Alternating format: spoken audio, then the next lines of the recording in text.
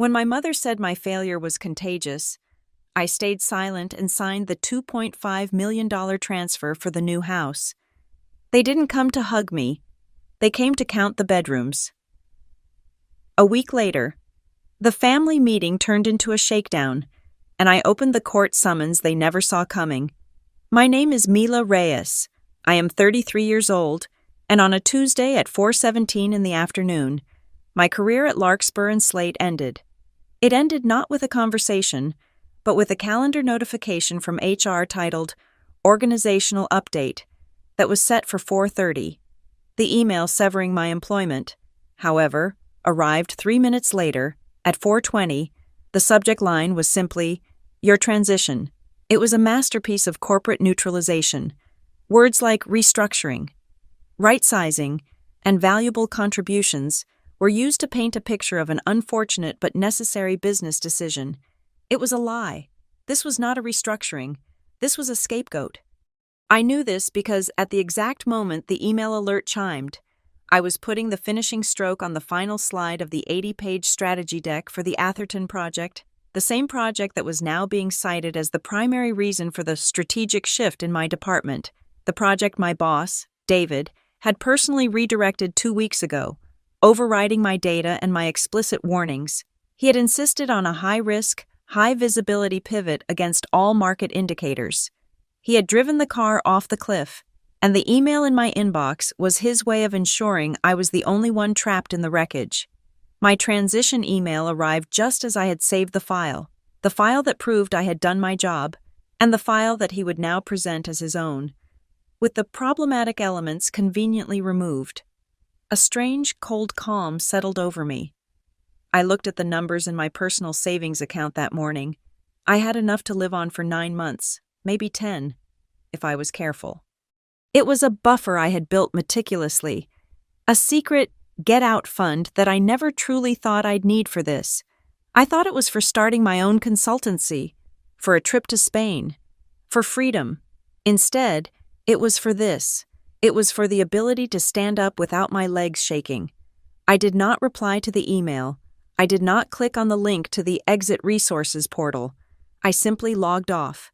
I packed my noise-canceling headphones, my favorite pen, and the small framed photo of a beach in Maine.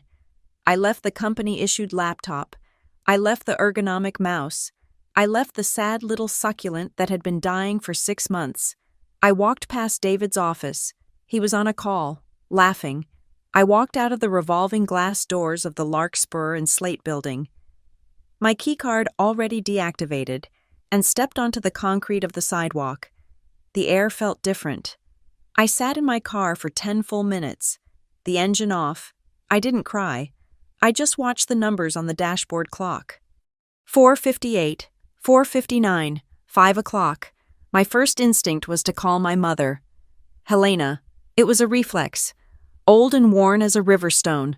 I dialed. She picked up on the third ring. Mila. You're calling early. Her voice was thin, already suspicious. I'm done at Larkspur. Mom, they let me go. Restructuring. A sigh. Not a sympathetic one.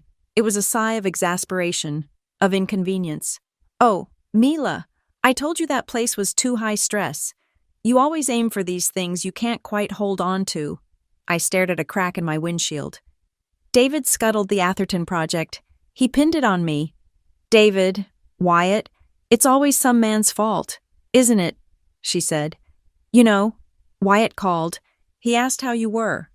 Wyatt, my ex-boyfriend, a man whose personality was as beige as his apartment walls, a man who defined ambition as getting a 2% raise on his dental hygienist salary, a man my mother adored. Mom, I just lost my job. I'm not thinking about Wyatt. Well, maybe you should be, she snapped, the irritation breaking through. He's stable, Mila. He has a good job. He has benefits. He wants to settle down. You're 33. You can't afford to be so picky, especially not now. A man like that, he's security. You should call him. It's the sensible thing to do. Security, an anchor. The words felt the same. I have to go. Mom. Just think about it. Be smart for once.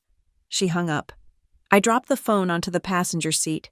My hands were shaking now, not from the job loss, but from the familiar, icy chill of my mother's pragmatism.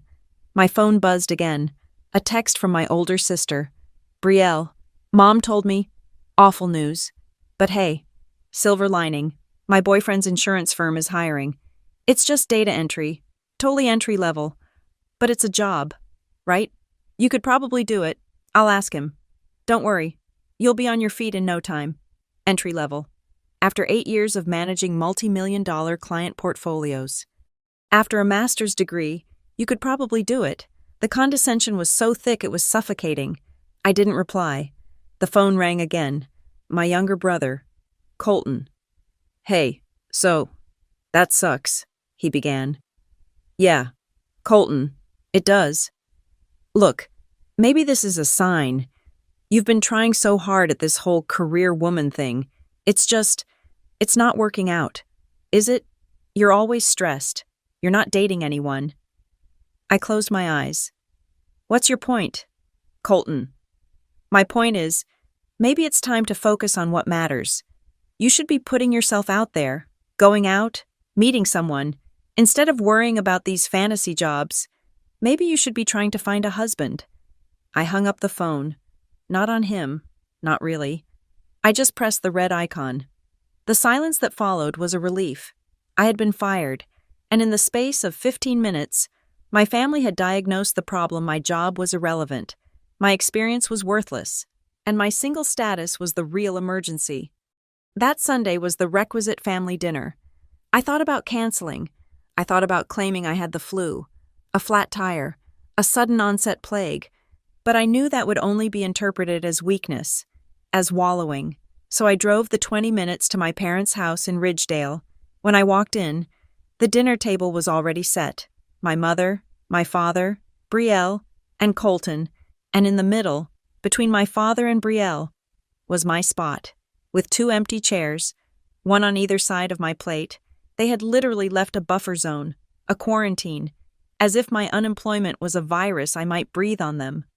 Oh, Mila, you're here, my mother said, wiping her hands on her apron. We're so glad you're not letting this get you down. Don't worry, Brielle said with a tight smile. We're all here for you.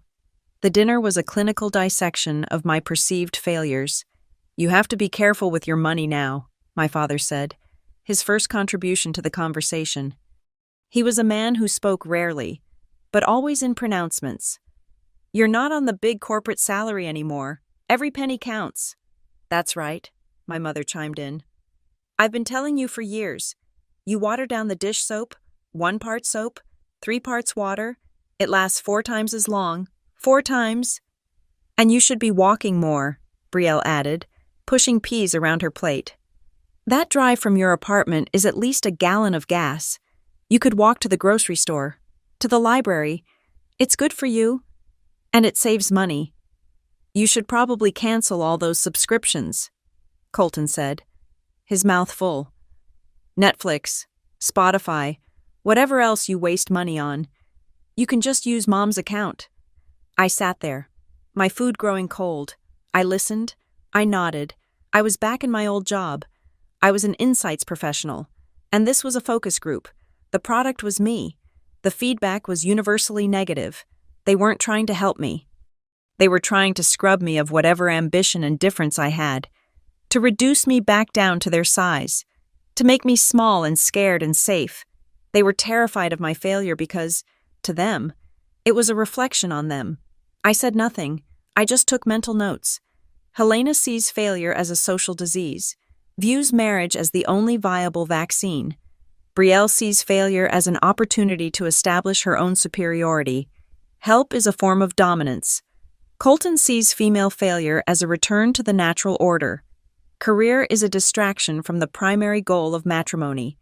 Father sees failure in terms of cents and dollars, a spreadsheet imbalance. I ate my dry pot roast. I swallowed their advice, and I kept my silence. I had one habit they all knew about, and which they all despised. Every Friday, on my way home from work from my former work, I would stop at the same small corner market on Maple and 3rd. It was a tiny place, run by Mr. Patel. He was not a relative. He was not a family friend. He was just a man who sold milk and bread and lottery tickets every Friday. For the past 5 years, I had walked in and I had bought one $10 Mega Millions ticket. $10, not 50, not 100, just 10. It was a stupid, hopeful, harmless ritual. Mr. Patel always smiled when I bought it. "This week is your turn, Miss Mila," he would say, his eyes twinkling. "I feel it. We'll see. Mr. Patel, we'll see," I would reply. My family thought it was pathetic. "It's a tax on the poor," Brielle would say, quoting some article she'd skimmed. $10 is $10. "Mila," my mother would scold. "That's 2 bottles of dish soap, if you dilute it." "Just desperate," Colton would mutter. I didn't care. It was my $10. It was my 5-minute fantasy. It was the one part of my week that was not optimized, not strategic, not reviewed by committee. It was mine. That night, after the dinner, after the quarantine seating and the financial advice, I drove home. I did not go straight to my apartment. I drove to Maple and 3rd. It wasn't Friday. It was Sunday. But the neon open sign was buzzing. Mr. Patel was behind the counter, sweeping. He looked up, surprised. "Miss Mila, it is not Friday." "I know," I said, pulling a $10 bill from my wallet. "I had a rough day. I'm playing this week's numbers a little early." He smiled. A different smile this time. A kind one. He took the bill and printed the ticket. He didn't say his usual line. He just handed it to me. "Sometimes," he said quietly, "the map is not the land. You will find your way." I walked back to my car, the little slip of paper in my hand. I went home. I didn't check job sites. I didn't call Wyatt. I didn't start watering down my soap. I poured a glass of wine. I sat on my balcony, and I looked out over the quiet, dark streets of Ridgedale, Ohio. I decided, for tonight, I would just breathe. I would just be, and I said the words to myself, a new mantra. I am not bad at this. I was just in the wrong place. The map of my life was not just shifting, it was about to be obliterated. I spent the next few days in a strange, gray fog. I updated my resume, the document feeling like a work of fiction. I dutifully applied for 3 jobs I did not want, optimizing keywords and writing cover letters that felt like lies. I even, in a moment of bleak curiosity, watered down my dish soap. My mother was right. It lasted longer. It also felt thin and useless, like weak tea. Friday came and went. I did not go to Maple and 3rd. I already had my ticket. Saturday morning. I woke up late. The sun already high and cutting sharp, dusty lines across my living room floor. The apartment was too quiet. I made coffee. I sat on the sofa. My laptop opened to another job board, the screen glaring. And then I remembered the ticket, still in the pocket of the lightweight jacket I had worn on Sunday. It was mostly a reflex, checking the numbers, a small, familiar ritual of disappointment to start the weekend. I opened the state lottery website. The winning numbers for the Friday Mega Millions drawing were posted at the top of the page. 14, 22, 30, 49, 51, Mega Ball 9. I pulled the small, folded slip of paper from my pocket. I smoothed it flat on the coffee table. My numbers were on the 3rd line. 14, 22, 30. My heart gave a stupid little kick. I always matched 2 or 3. 49. My vision narrowed. 51. The coffee cup in my hand began to shake. I looked at the last number on my ticket line. Mega Ball 9. I stared at the ticket. I stared at the screen. The world did not speed up. It stopped. Everything went silent, except for the sudden, violent roar of blood in my ears. The hum of the refrigerator, the distant traffic on the street below, the faint ticking of the clock on the microwave. It all evaporated. I looked at the ticket. I looked at the screen. The cursor on my laptop blinked, blinked, blinked. My numbers, the winning numbers, 6 numbers, a perfect, impossible match. The jackpot. $120 million. I very slowly, very carefully, lowered the coffee cup to the table. I missed the coaster. A dark ring of coffee immediately began to spread on the wood. I did not care. I could not find my breath. I had to consciously think, breathe in. The air felt thick, like swallowing velvet. Breathe out. My pulse was not racing. It was slow, thudding, a heavy, deep thump, thump, thump, against my ribs, as if my heart was suddenly too large for my chest, as if it was pushing its way out. I held up my phone. The screen was dark. I pressed the side button. The screen flared to life, acting as a mirror. I saw my reflection. My eyes were wide, the pupils blown, reflecting the white light of the laptop screen. I looked terrified. I was watching myself react. I saw my hands. They were trembling, not a violent shake, but a fine, high-frequency vibration, like a plucked guitar string. $120 million. I did the math, the cash option, the federal tax bracket, the state tax. I was an analyst. I was good with numbers. It would not be the full amount. I did a quick, frantic calculation on the back of an envelope. Cash lump sum, minus the 37% federal withholding, minus the Ohio state tax. It would be somewhere around $70 million. $70 million. I said the words aloud to the empty room.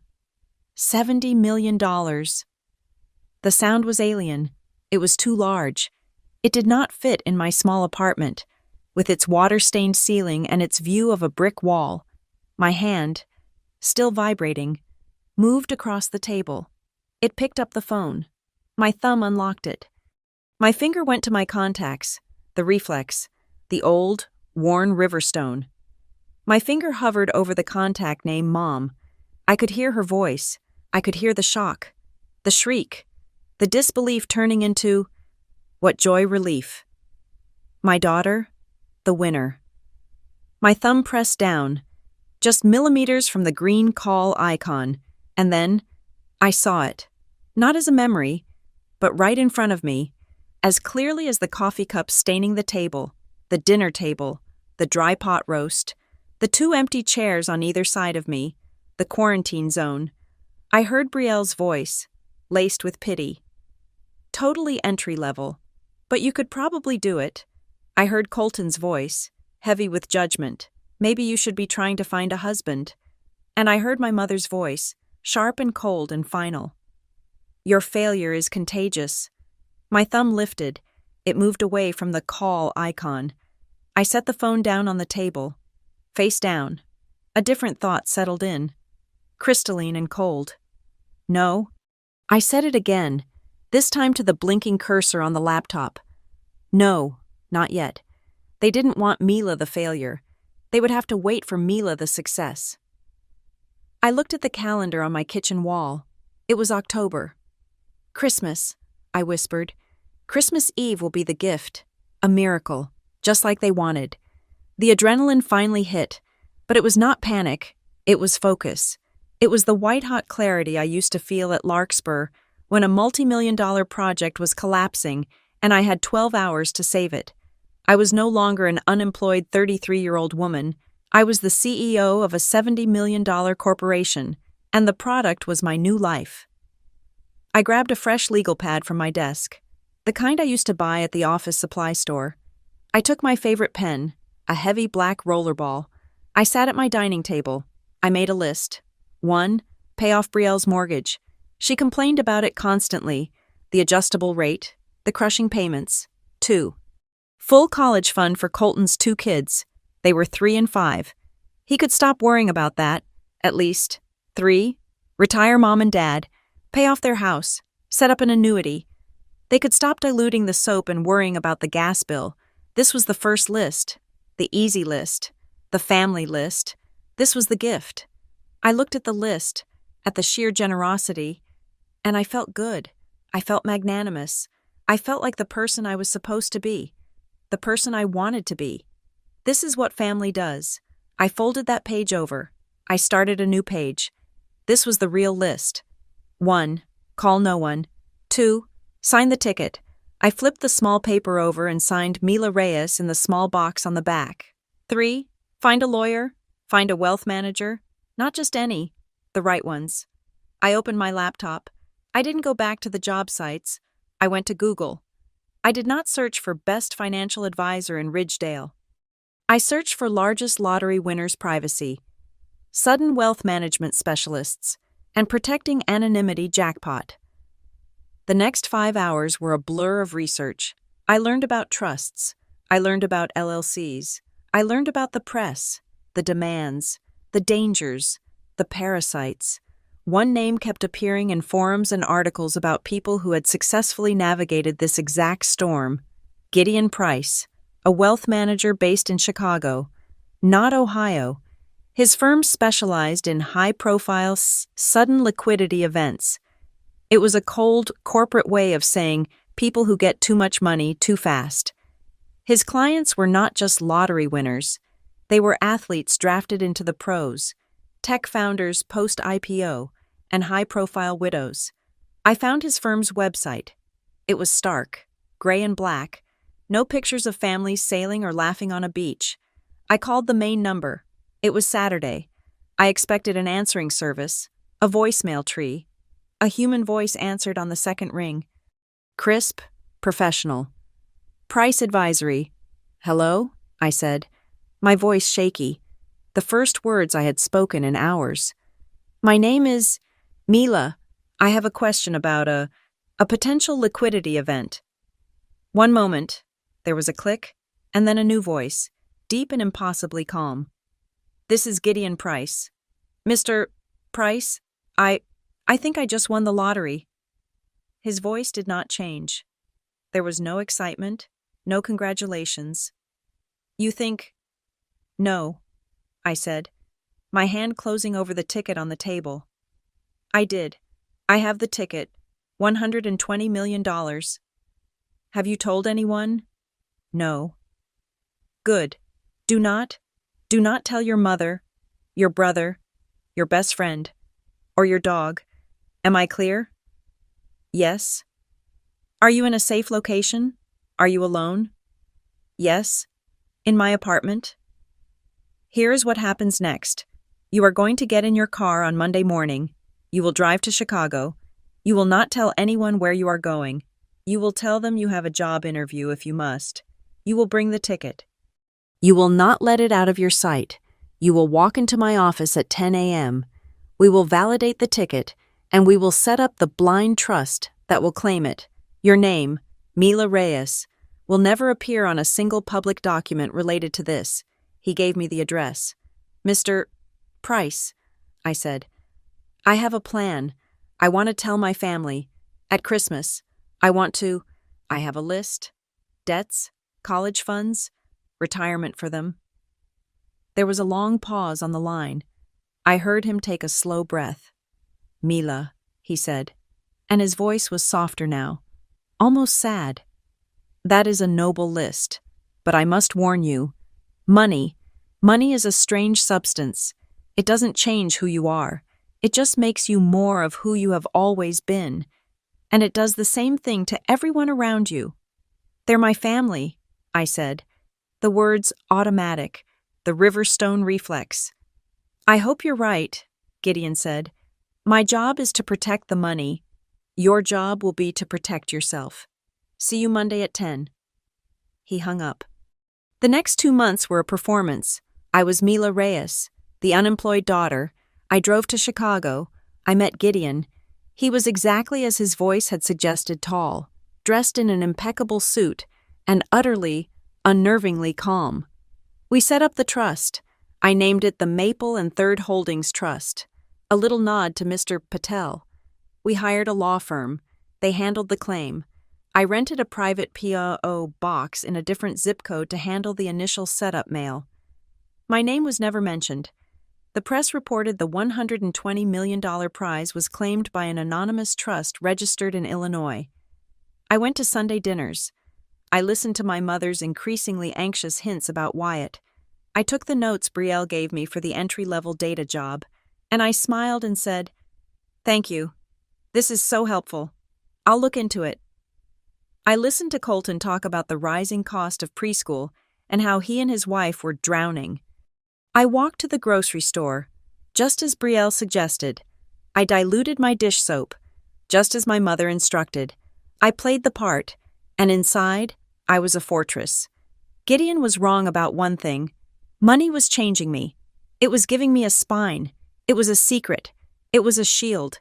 Every time they looked at me with pity, with that subtle, corrosive disappointment, I held my secret close. I was planning the miracle, the grand reveal on Christmas Eve. I imagined their faces, the shock, the tears of joy, the hugs. I would be the hero. I would be the savior who walked back into the family, arms laden with gifts, forgiving them for their blindness.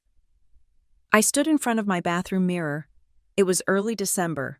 The first wire transfer, a staggering sum, had cleared from the State Lottery Commission to the Trust's high-security bank account. I looked at my reflection. I looked at Mila Reyes, the failure, and for the first time in a long time, I smiled. It was not a warm smile. It was not a forgiving smile. It was a tight, closed-mouth smile, full of knowledge. It was the smile of a person holding all the cards. The title of the story was beginning to write itself in my head. I knew the beginning, I just did not know the end. I kept the performance running for 2 months. I was a model of diminished expectations. I sent Gideon Price weekly reports on my frugality, detailing how I was adhering to the strict, low-profile budget he'd set. We were moving the money, bit by bit, through a series of legal structures, letting it cool, letting it settle. My $70 million was now a quiet, invisible engine humming just beneath the surface of my life. I was also finalizing the Christmas Eve plan. I had packets prepared. Beautiful, cream-colored envelopes, embossed, not with a bank logo, but with a simple, elegant pine tree. Inside, I had letters prepared by the law firm, a notification for my parents of a newly established, fully funded retirement trust.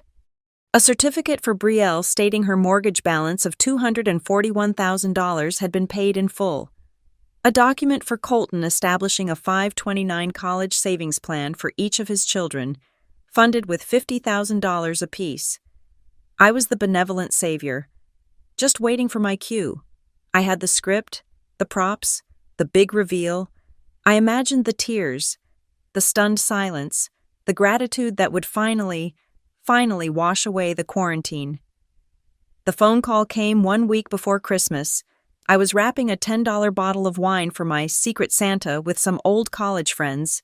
My phone lit up. "Mom," I answered, ready to confirm my arrival time for Christmas Eve dinner. "Hi, Mom. I was just thinking about..." "Mila, don't come." The words were flat. No preamble, no apology. I stopped wrapping. The cheap red ribbon went limp in my hand. What are you talking about?" "To Christmas. Don't come." "Mom, what happened? Did I forget something?" I heard her take a long, deep sigh, the kind she used when she was about to deliver a verdict. "Mila, it's been a hard year for everyone. Brielle is so stressed about her mortgage payments, and Colton is worried sick about the kids' future. Your father and we're not getting any younger. We need a positive Christmas. We need a break." I stood very still. "A break? From what?" "From the energy," she said, her voice dropping. "It's just, this whole unemployment thing, it's been going on for months now. You don't seem to be trying. And that failure, it's contagious. It's a weight. We can't have that weight in the house on Christmas. We need to be uplifting, for the kids." Failure is contagious. The same words she had used before. But this time, they were not a warning. They were a diagnosis. I was the disease. "So, you're uninviting me, from Christmas." "It's just for this year," she said, her voice brightening, as if she'd just solved the problem. "Get yourself back on your feet. Find a nice, stable man. And next year will be wonderful. It's for the best. For everyone." Before I could answer, she said, "I have to go. The roast is burning. I'll call you after the holiday." Click, she was gone. My phone was silent in my hand. My blood was not roaring, as it had been on the day I won. It was cold. It was perfectly, frighteningly still. My phone buzzed. A new message in the Reyes family group chat. It was from Brielle. "Hey everyone, just confirming Mom's plan. No Mila this year. We all agree it's better to keep the vibe positive. No hard feelings. Mila. We just all really need this holiday." Colton replied 2 seconds later with a thumbs up emoji. My father replied, "Okay." I looked at the phone. I looked at the cream-colored envelope still sitting on my table. The one for Brielle, mortgage paid in full. The one for Colton, $100,000. The one for my parents, retirement. I looked at the group chat, no hard feelings, and then I started to laugh. It was not a good laugh. It was not a happy laugh. It was a dry, scraping sound that came from deep in my chest. It was the laugh of a person who had just been handed the punchline to the cruelest joke in the world. I laughed until tears started to well in my eyes, hot and sharp. I laughed because I had almost handed $70 million, my entire new life, to a group of people who had just excommunicated me for being a bad vibe. I laughed because my mother was right. I was a failure. I was a failure at understanding who my family truly was. I picked up the phone. I did not call them. I did not beg. I called Gideon Price. "Mila," he said, his voice as calm at 9 p.m. as it was at 9 a.m. "Is there a problem?" "No, Gideon," I said, wiping a tear from my cheek. "No problem at all. I just need to liquidate a small amount. Say $70,000 in cash. Can you have that for me by tomorrow morning?"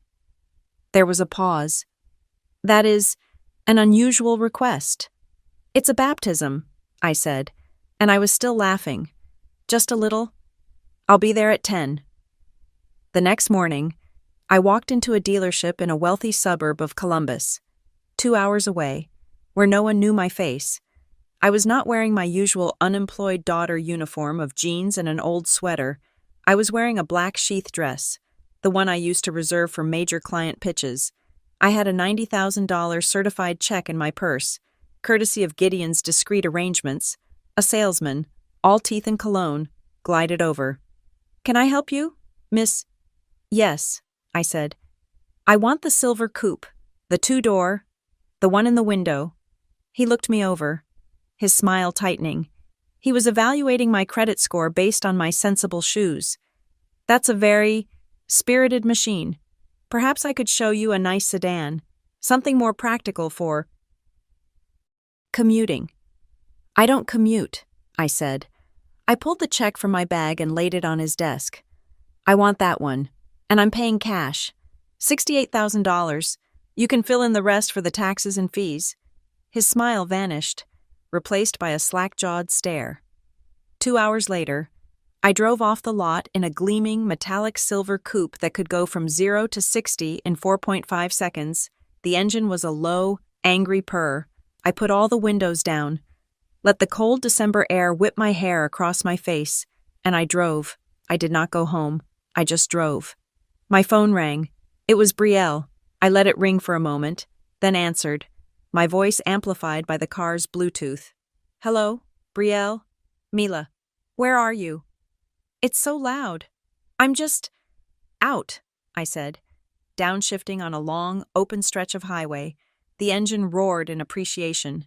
"What is that noise? Is that your car? It sounds broken." "It's new." A beat of silence. "New Mila. You cannot be buying a new car right now. You don't have a job." "What did you do?" "Did you lease something? How much is it? What's the interest rate?" "It's a coupe," I said. "Silver. A coupe, like 2 doors.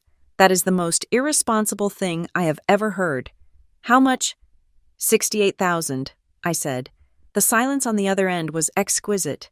It was so total. I thought she might have dropped the phone. Then, a noise, a sharp, barking laugh. "Oh, Mila, you're joking. Thank God. You really had me. 68,000. That's hilarious. So, what did you really get?" "I have to go. Brielle, the signal is breaking up." Wait, are you, are you okay? Are you having some kind of breakdown? Did you drain your savings? Is that what you did? You burned your last safety net on a car.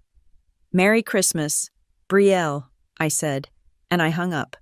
Christmas Eve, the night of the grand reveal. I was not at my parents' house, sitting in the quarantine zone. I was alone, by choice. I had made a reservation 2 weeks prior, under a false name, at the Riverside Gentlemen's Club and Grill. It was the kind of place my father would have called sinfully expensive: dark wood, leather chairs, waiters in tuxedos. It was an old-world steakhouse where deals were signed and men celebrated victories. I sat in a high-backed booth, alone. I ordered the largest porterhouse steak on the menu, a $300 bottle of Cabernet I couldn't pronounce, and a side of everything: oysters, creamed spinach, lobster mac and cheese. My meal cost $350. I ate slowly. I savored every bite. I drank the wine. I watched the other tables, families clinking glasses, couples holding hands. I felt no envy.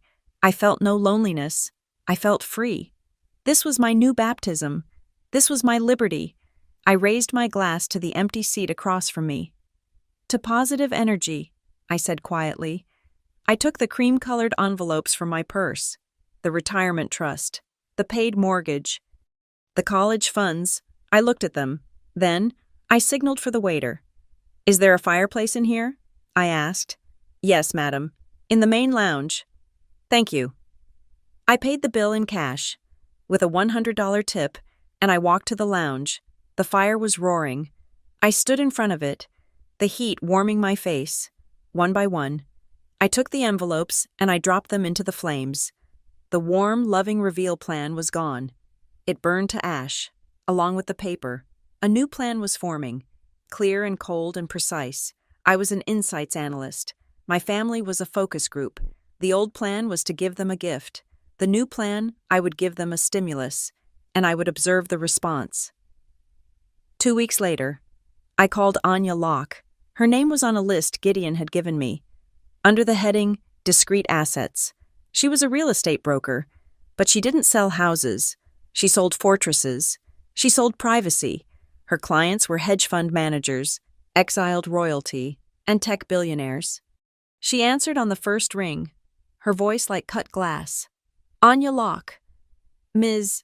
Locke, my name is Mila Ellery. I used my middle name. It felt safer. I am a client of Gideon Price. He said you could help me. The glassiness warmed, just slightly. Gideon, of course. What are you looking for? Miss Ellery. A new residence. Location preferences, style budget.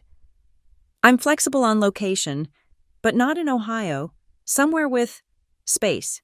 As for style, I'll know it when I see it. Security, however, is non-negotiable. Gated, private, high-end. And as for budget, I said, taking a breath, there is no limit. The next week was a blur. Anya's private jet picked me up. We did not tour. We assessed. A glass and steel modern monstrosity in Colorado, built into the side of a mountain, a sprawling, neoclassical estate in Virginia, complete with horse stables, a stunning riverfront compound in South Carolina, draped in moss and history. They were all beautiful. They were all wrong. They were empty.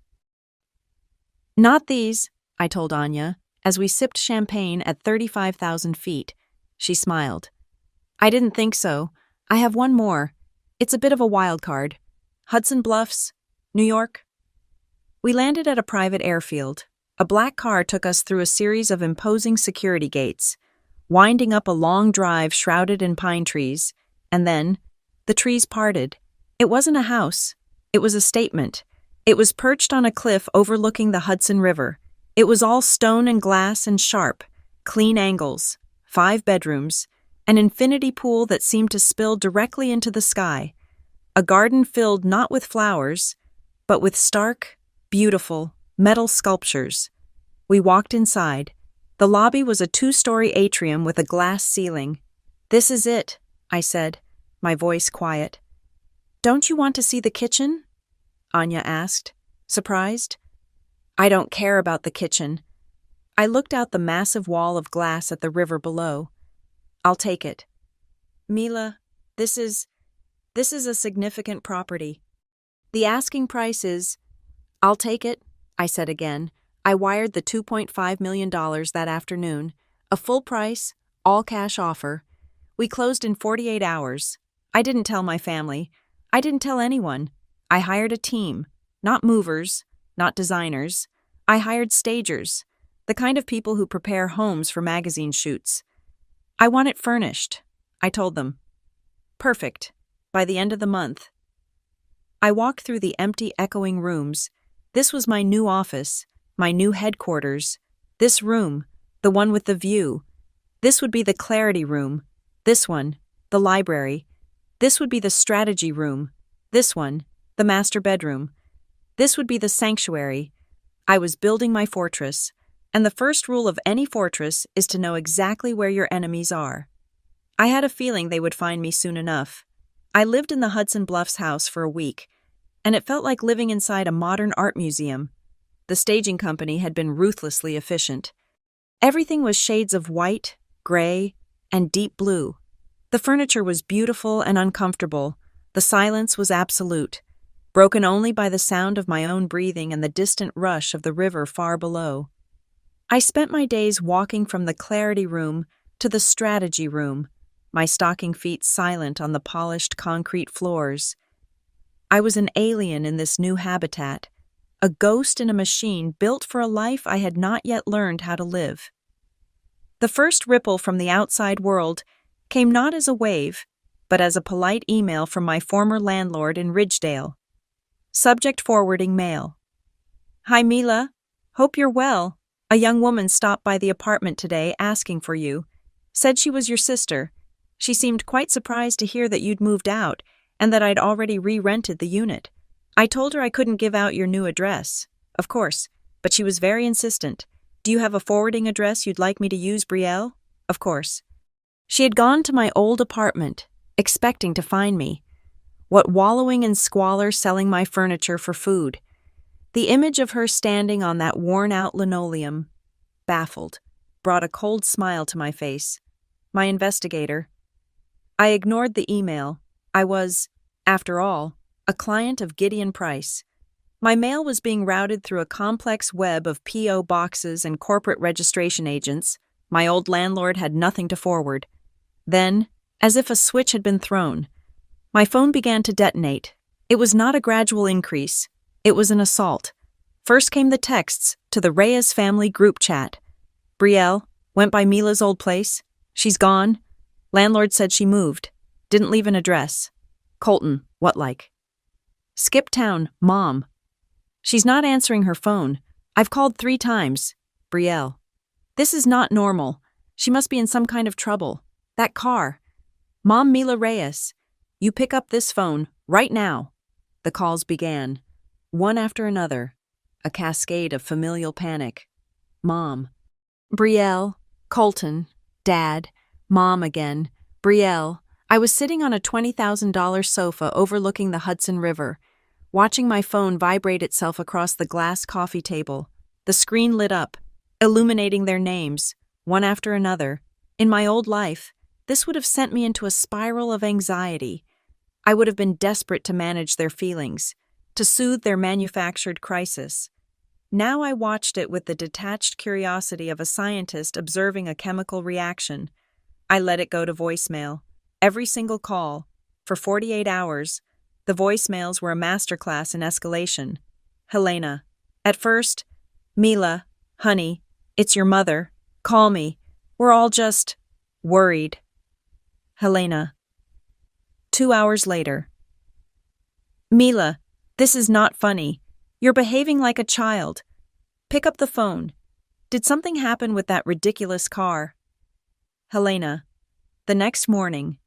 I am at my wit's end. You are either in a hospital, or you are the most selfish girl I have ever raised.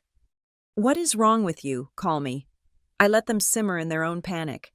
I was learning the power of silence, the power of the vacuum. Finally, on the 3rd day, as I was drinking a perfect espresso from a machine that cost more than my first car, My mother called again. This time, I answered. The connection was instant. She didn't say hello. "Where are you?" The shriek was so loud I pulled the phone away from my ear. "I'm fine. Mom, what's wrong?" "What's wrong? What's wrong? We have been sick with worry. You disappear. You buy some stupid car. You abandon your apartment. Are you homeless? Is that it? Did you spend all your money? If you're living in that car, you need to sell it immediately and get your security deposit back." I looked out the 2-story glass wall at the sculpture garden. The steel was catching the morning light. "I'm not homeless, Mom." "Then where are you?" "Are you in a shelter? Brielle said you might be in some kind of women's shelter, that you've had a breakdown." "I didn't have a breakdown," I said, my voice calm. It was amazing how calm I felt. "Then talk to me. What is going on? We are your family. We are trying to help you." "I'm fine," I said. "I'm just busy. I'm handling things. Don't worry about me." "Don't worry. Don't." I hung up. I did not slam the phone down. I just pressed the red end call icon. A simple digital severing. I then powered the phone off. The silence that followed was magnificent. I did not hear from them for 2 weeks. I assumed, correctly, that my single, dismissive act had sent their internal investigation into overdrive. I used the time. I met with Anya to finalize the security details. I had Gideon's legal team, led by a shark in a Chanel suit named Ms. Dalrymple, finalize the bylaws for the Maple and Third Trust. I swam in my infinity pool. The water heated to a perfect 85 degrees. I read books in the library. I was, for the first time in my life, completely and totally alone, and I was not lonely. Then, on a Tuesday, it happened. I was in the kitchen, learning how the high-tech steam oven worked. The internal security panel chimed. Not the doorbell for the front door, but the alert for the main security gate, a half-mile down the private drive. I walked to the panel. The camera feed showed a car I did not recognize, a sensible, domestic sedan stopped at the call box. And then, a figure leaned out the window. Brielle. She looked small and insignificant next to the massive, imposing stone pillars. "I'm here to see Mila Reyes," she said, her voice tinny over the speaker. The security guard I had on retainer patched through to my earpiece. "Ma'am, a Brielle Reyes is at the main gate. She is not on the list." My heart did not pound. It just settled. The stimulus. The response. "It's fine, Robert," I said. "Let her through. But only her. Just her." "Yes, ma'am." The gate opened. I watched on the panel as her little car wound its way up the long, pine-shaded drive. She was driving slowly, as if she was lost, as if she couldn't believe the road kept going. I walked to the front door, the massive, pivoting slab of walnut. I did not wait for her to ring. I opened it myself. Just as her car pulled into the circular cobblestone court, stopping 10 feet from my silver coupe, she got out of the car. She was wearing her usual uniform, a slightly too small blazer, sensible flats, and an expression of stressed-out superiority. But that expression faltered. It melted. She looked at the house. She looked up and up. She looked at the stone, the glass, the sheer, impossible scale of it. She looked at me, standing in the doorway. She was pale. "Mila," she whispered, as if she was seeing a ghost. "Hello, Brielle," I said. "You're a long way from Ridgedale." She walked, as if in a trance, into the 2-story atrium. She spun in a slow circle, her mouth slightly open, her eyes darting from the glass ceiling to the floating staircase. What is this?" she stammered. "Where are we? Did you get a job as a house sitter?" "No," I said. "I live here." "You live? Mila, this is not funny. This has to be, like, a $50 million house." 2.5, I said, correcting her. "It was a bargain." She stumbled, literally, catching her heel on the edge of a rug. She walked past me, into the main living area. The one with the wall of glass overlooking the river. Her face, which had been pale, was now turning a blotchy red. The shock was wearing off, replaced by the familiar Reyes family suspicion. "No," she said, her voice sharp. "No, you did not buy this. You did not. How you were fired. You had a breakdown. We all thought so." "I'm fine. Brielle?" "Then how?" she shouted, her voice echoing in the cavernous room. "How did you find me? How did you get this? Did you marry someone? Did you meet some old, rich man?" "No," I said. "I'm not married." "Then who did you rob?" she finally spat out, the words ugly and raw. "Who did you steal this from?" I had prepared for this moment. I did not pull out a bank statement. I did not show her a deed. I picked up my phone, which was on the kitchen counter. I opened my photo gallery. I found the picture I had taken the day I won.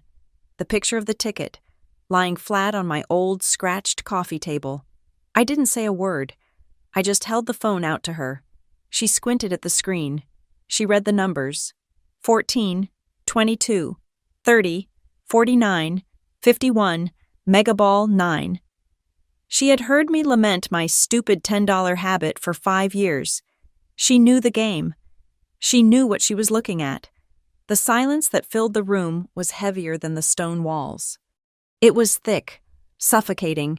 It was the sound of her entire worldview, her entire sense of superiority, her entire narrative of me collapsing into a black hole. I watched her face. I watched the gears turn, the pale shock, the red-blotched anger, and now, something new, a gray, ashen calculation. She did not say, "Congratulations." She did not say, "I'm so happy for you." She did not say, "Oh my God, Mila." She just stared at the phone, and then she looked up at me.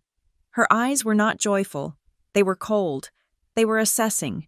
She turned, her movements stiff, and walked out of the room. She did not say goodbye. I heard the front door click shut. I watched through the window as she got back into her sensible sedan. She sat there for a full minute, her hands on the steering wheel, just staring. Then, she backed the car up, drove down the long drive, and was gone.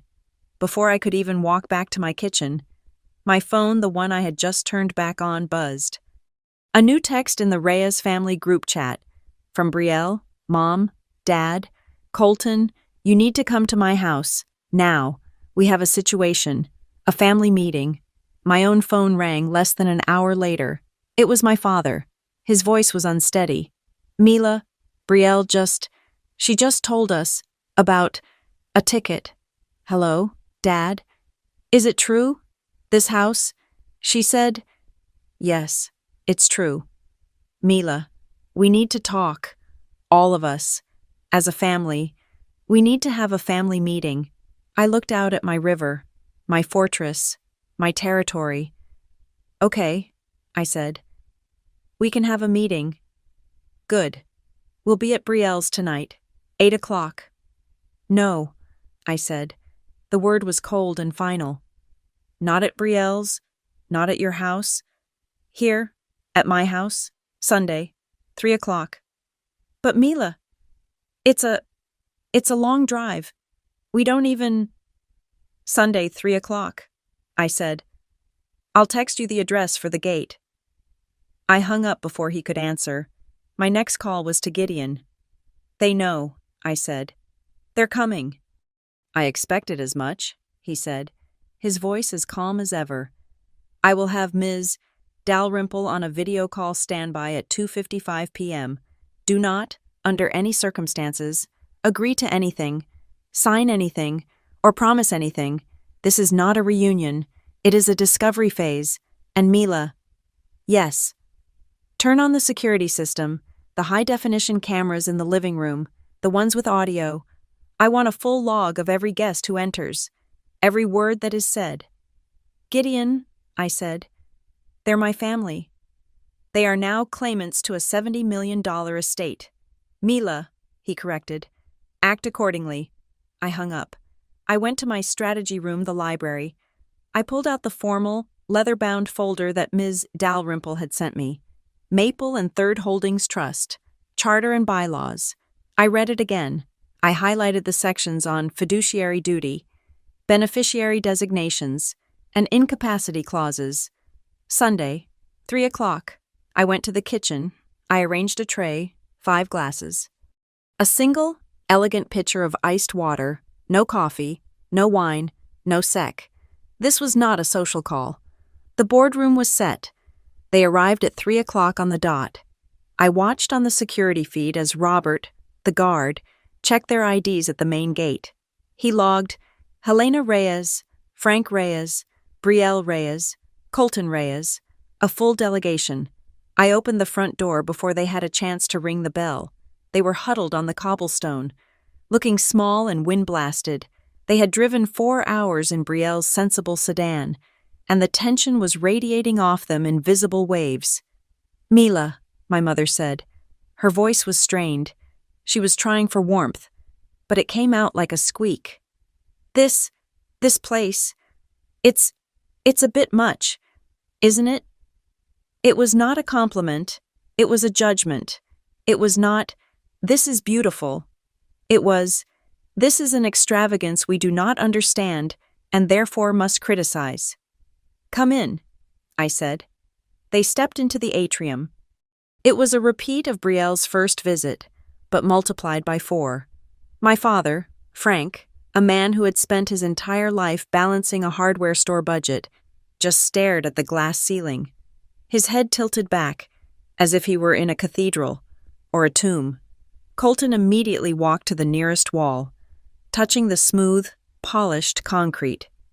"This is insane," he muttered. "What does this even cost the heating bill alone?" Brielle was silent. She was the analyst. She was calculating. Her eyes were not looking at my things. They were appraising my things. She was counting square feet, estimating property taxes, assessing my net worth. I did not give them a tour. I simply walked them into the main living room, the clarity room, the room with the wall of glass. The pitcher of water sat on the table. The invisible high-definition cameras in the ceiling were live. The audio recording was active. I sat in the single, architectural armchair. It was cold and hard, a throne of white leather and steel. They, as a unit, huddled together on the long, low-slung sofa. They looked like refugees waiting for processing. The silence stretched. They were waiting. I was waiting. Finally, my father cleared his throat. "Mila, Brielle told us some story. We need to hear it from you." I decided, then, to follow Gideon's advice. This was not a reunion. It was a discovery phase. "I will give you the facts," I said. My voice was calm, and the acoustics of the room, all glass and stone, made it sound amplified. In October, a few weeks after I was let go from Larkspur, I won the Mega Millions lottery. Colton snorted, a sharp, involuntary sound. The stupid $10 ticket, the one we all made fun of." "The stupid $10 ticket," I confirmed. "The jackpot was $120 million. A sound. My mother, Helena, made a small, strangled noise, like she had been punched in the stomach. My father's eyes closed. Just for a second, Brielle leaned forward. "The whole thing. You won the whole thing." "Yes. However, that is the annuity number. I took the lump sum cash option. After all taxes, federal and state, the net payout that was deposited into the trust was approximately $70 million. I let the words hang in the air. $70 million. The silence that followed was different. It was not awe. It was not joy. It was a thick, suffocating vacuum. It was the sound of 4 human minds trying to recalibrate their entire universe. It was the sound of oxygen leaving the room. I counted. 1, 2, 3. I was waiting for a single word. Congratulations. 4, 5. It never came. Brielle was the first to speak. Her voice was a rasp. 70 million. And then, the dam broke. "Family," my mother shrieked, the word exploding out of her. She stood up, her hands clasped together. Family is the anchor. We are your family. We are the only ones you can trust. My mortgage, Brielle said, her voice cutting through my mother's. She was leaning forward, her eyes narrowed. The analyst finally showing her spreadsheet. Mila, my interest rate is adjustable. It's about to reset. We're going to be suffocated by it. We're going to lose the house. The kids, Colton yelled, his voice cracking with a sudden high-pitched panic. He stood up. 2, pacing in front of the glass wall. My God. Mila, do you have any idea what college costs? We're drowning. Lily, Tom, they need a college fund. They need a future. We can't give it to them. You have to be smart, my father said, his voice a low rumble. He was still seated, but he was wringing his hands. You need to be smart with this. Mila, you can't have it sitting in cash. You need investments, real property, bonds, a family fund to protect it. She has to help us. Helena cried, her eyes filling with tears of, what joy number, desperation. Mila, honey, we were so worried. We thought you were having a breakdown, that awful car disappearing. And all this time, you were hiding this from us. The word hiding hung in the air. An accusation. They were all talking at once. Mortgage, tuition, retirement, support, family. It was a cacophony of need, a chorus of demand. I sat on my throne of white leather, and I just watched. The focus group was in full swing. The stimulus had been applied. The response was definitive. I held up one hand, not a wave, not a plea. A stop. They fell silent, their demands still hanging in their open mouths. I have heard you, I said. The quiet of my voice forced them to lean in. You have all made your concerns very clear. They stared at me, their faces a mixture of confusion and greedy anticipation. They were waiting for me to pull out a checkbook. You have given me a lot to think about, I continued. I will need time to consider everything you've said. Consider, Brielle scoffed, her mask of sisterly concern evaporating. Mila, this is family. There is nothing to consider. This is what we do. That is all for today, I said, and I stood up. The dismissal was so clean, so final. It stunned them. They were being kicked out. But, Mila, Colton stammered, we drove 4 hours. We need a plan. We should talk numbers. I said I will think about it. I walked, not to them, but to the massive front door. I pulled it open. The cold, late afternoon air rushed into the atrium. They had no choice but to follow. They filed out, dazed, like a failed delegation. As my mother passed me, her body brushed against mine. She stopped. She grabbed my arm, her nails digging into my sweater. Her face was close to mine, her eyes burning with a righteous, terrifying fire. You will help, she whispered, the words a fierce, venomous command. It's not a choice. You don't get to keep this. You have to. We are your family. I looked at her hand on my arm.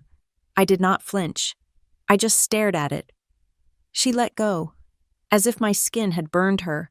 I watched them pile back into the sedan. I watched the car drive down the long, private road. I closed the door.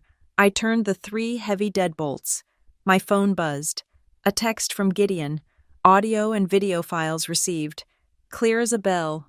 Well handled. Mila. Now. Wait. I waited. For 1 week. There was nothing. A total, agonizing silence. I knew they were plotting.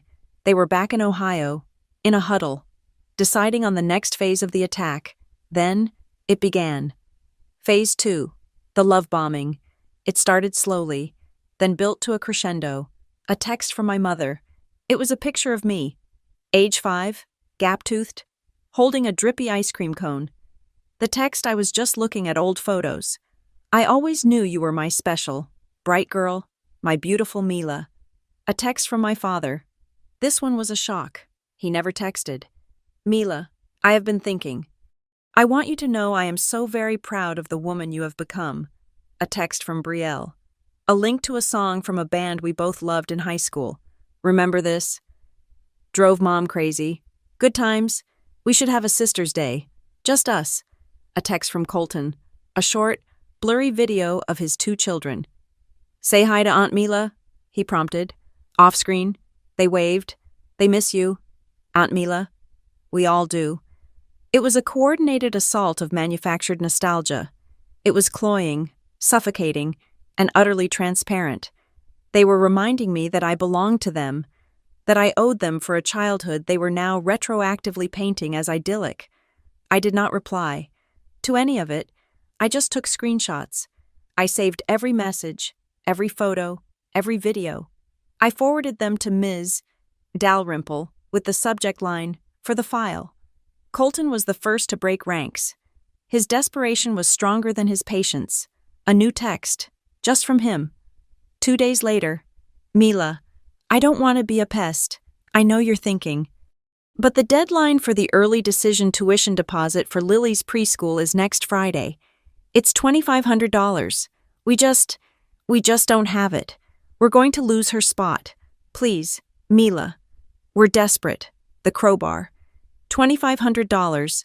To me, it was now nothing. It was a bar tab.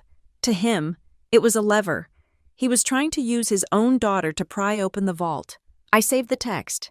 I did not reply. I had seen enough. The focus group was complete. The data was collected. The insights were clear. It was time for the final stimulus.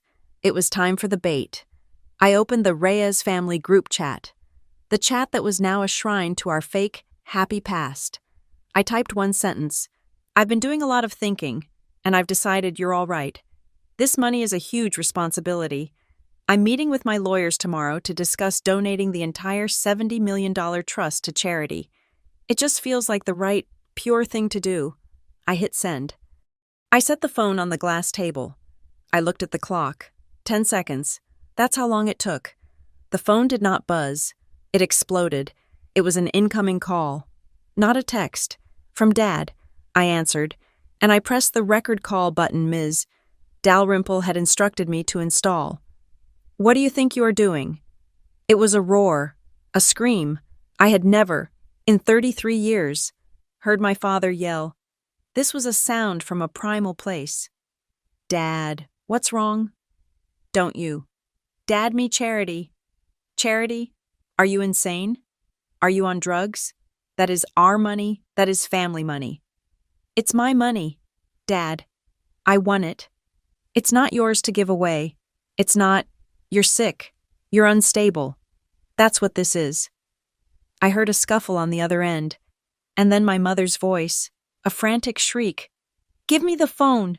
Frank, she's lost her mind. Give it to me. Mila Reyes, you listen to me right now. You are not doing this. We will not let you. We are coming over there, and we are getting you help. And then I heard it, a third voice, in the background. It was Colton. He wasn't yelling. His voice was cold, clear, and analytical. He was talking to Brielle, but he was loud enough for the speakerphone to pick him up. No, we don't even need to drive there. Brielle, you call your friend, the one at the courthouse. We file for an emergency psychiatric evaluation. We file for incompetence. She's unstable. She's having a breakdown. We can prove it. The car, the house. It's erratic behavior. We get a judge to declare her incapable, and the court will assign a guardian to manage the trust. There was a beat of pure, horrified silence on the line, as my mother and father processed what their son just said. Yes, Helena shrieked into the phone, her voice filled with a new, terrifying hope. That's it. We're saving you. Mila, we are saving you from yourself. You are mentally unwell. You cannot manage this. We will manage it for you. We will get a judge to declare her incapable. The words hung in the air. The final, fatal data point. They weren't just greedy. They were predators. I had the recording. I had the texts. I had the security footage from the family meeting. The project was complete. Mila, are you there? Helena screamed. We are coming. We are going to fix this. We love you. I took a slow, deep breath. The air in my $2.5 million house tasted sweet. I was not angry. I was not sad. I was finished. My heart was perfectly, wonderfully calm. No, you're not, I said. My voice was quiet. What did you say?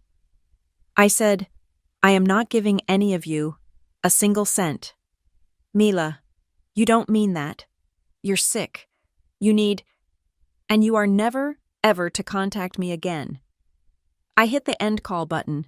I opened the Reyes family group chat. I typed, goodbye. Then I went to my contacts. Mom, block, Dad, block, Brielle, block, Colton, block. My phone fell silent. The silence was total. It was the sound of a contract being closed, a project finalized, a door locked, and I was safe on the other side. The block was a digital act. The response was physical. I had built my fortress of stone and glass, but I had underestimated their sheer, rabid tenacity. Blocking their calls did not end the war. It just changed the battlefield. It moved the assault from the digital world to the physical one. It took them 48 hours to mobilize. 48 hours for the rage from that final, recorded phone call to curdle into a cohesive plan. On Tuesday, the security panel chimed. Robert, the guard, patched through to my earpiece. Ma'am, they are back. All 4 of them. I walked to the monitor in my library. The strategy room. The camera feed from the main house entrance showed Brielle's sedan. All 4 doors opened. My mother, my father, Brielle, and Colton. A full delegation, their faces pale and set, like soldiers preparing for a breach. I gave the order last week. Do not engage. Robert, do not deny entry at the main gate. Log them. Let them come to the house. They are not to be permitted entry into the house. Call the local police only if they attempt to force entry. They did not ring the bell. Not at first. They stood on the cobblestone, a mismatched, furious committee, looking up at the house as if their collective will could shatter the glass. Then, my mother, Helena, marched forward. She did not use the polite, electronic bell. She grabbed the heavy, ornate bronze knocker and struck it against the door. Bang, bang, bang. The sound was deep, percussive. It echoed in the 2-story atrium. I was sitting in my library, watching them on a high-definition, silent screen. They looked like actors in a play. Their faces contorted, their mouths moving. Bang, bang, bang. My mother was yelling. Mila, we know you are in there. Open this door. My father, trying to be the voice of reason. Mila, enough of this. We are here to help you. Then, my mother started pressing the doorbell. A frantic, bird-like stabbing. Ding-dong, ding-dong, ding-dong, ding-dong. I did not move. I opened a new file on my laptop. I started a log. Tuesday, 10:17 a.m., all 4 claimants. Helena, Frank, Brielle, Colton Reyes present at residence. Attempting forced contact via knocker and doorbell. Verbal requests logged. I sipped my tea. They lasted an hour. They paced. They yelled. Brielle, I could see, was trying to walk the perimeter of the house, looking for another way in. Colton just kicked the front tire of my silver coupe. Finally, defeated. They piled back into the car. Tuesday, 11:22 a.m., all 4 claimants departed. The recording of their visit was automatically saved to the secure cloud server Ms. Dalrymple had designated. Wednesday. They changed tactics. Just Colton. He arrived at 2 o'clock. He did not knock. He walked straight to the main security camera, the one positioned next to the door. He knew he was being watched. Mila, he said, his face filling the screen. He was trying to look earnest, brotherly. Mila, come on. This is insane. This is not you. You're blowing all this up. We're just trying to talk. We're your family. You're making us worry you're not safe. What if something happened? What if you're in there? And you're sick? Just talk to me, please. It was a good performance. The concerned, loving brother, the one who, days before, had calmly suggested having me declared mentally incompetent. Wednesday, 2:04 p.m. Claimant Colton Reyes, attempted emotional appeal to camera, departed 2:35 p.m. Thursday, Brielle. She was all business. She drove her own car this time, Sheem too. Walked the perimeter. She didn't bother with the door. She was testing windows, looking at the locks, assessing the security system. She was the analyst. She was calculating weaknesses. She also found the camera. She walked right up to it, her face a mask of cold fury. "This is a mistake, Mila," she said, her voice low. No emotion. "You are making a very, very big mistake. You have no idea what you're doing. You think this house, this money, makes you smart. You're just a girl who got lucky. You need us. And you're going to lose it all, just like you lost your job. We are trying to protect you." Thursday, 12:10 p.m. Claimant Brielle Reyes, perimeter sweep, security assessment, direct verbal threat recorded. Friday, my parents. They looked terrible. They looked old, exhausted, and broken. They did not knock. They did not yell. My father just walked up to the door. He tried to slide a thick manila envelope under the massive walnut door. But the house was too well built. The weather stripping was too tight. It was a modern, hermetically sealed fortress. Frustrated, he slammed his hand against the wood. He just left the envelope on the doormat, like a threat. I watched them walk away. My mother was holding my father's arm. They looked defeated. I felt a flicker of something, not pity, not guilt. It was recognition. I was watching the final, toxic green flare of their entitlement guttering out. I waited 10 minutes. I went to the door, unlocked the deadbolts, and opened it. The cold air felt good. I picked up the envelope. It was not a letter. It was a poorly photocopied legal document, a draft.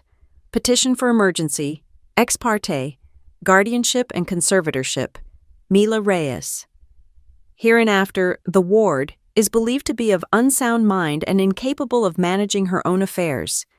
It listed the proof: 1. Sudden, erratic, and extravagant spending purchase of $68,000 automobile, purchase of $2,500,000 residence. 2. Sudden, hostile isolation from her concerned family. 3. Delusional statements regarding her intent to donate her entire estate. 4. Inability to maintain steady employment, indicating a lack of sound judgment. They were using the job I lost at Larkspur. The failure they had quarantined me for was now evidence for their case. They were seeking to have me declared incompetent and to have my father, Frank Reyes, appointed as guardian of my estate, my $70 million estate. I put the papers in a clear plastic sleeve. I scanned them. I emailed the PDF to Gideon and Ms. Dalrymple. Gideon called me. The calm was gone from his voice. It was replaced by a cold, controlled fury. "They've done it," he said. "They have officially declared war. This is no longer a family dispute. Mila, this is a hostile takeover attempt. They are petitioning the court. They can't win. Can they?" My voice was steady. The paper felt like a relic from a different, stupider world. "No, this petition is garbage. It's built on jealousy and hearsay. Ms. Dalrymple will have it thrown out before they even get a hearing. But that is not the point. The point is, they will not stop. They have filed. They will go to the press. They will leak this. They will paint you as the crazy, unstable heiress, and them as the concerned, loving family. They will make your life a living hell, right on your beautiful front porch." He paused. "You're in a glass fortress. Mila, everyone can see in. So what do? You vanish," he said, his voice final. "This was a good place to land, but it's not a place to stay. You are a $70 million target. It is time to disappear. Leave the state. Go somewhere they would never think to look. And the house? We sell the house, quietly, off-market. I will not use Anya. I will use a different agent, a ghost from a commercial firm. We'll transfer the property into a holding LLC, and it will be sold by an anonymous trust. By the time they figure out you've left, the house will belong to someone else. You will cut the last string that ties you to them." I looked out the glass wall. The view of the Hudson was magnificent, but Gideon was right. It was a target. "Where?" I asked. I thought of Ohio.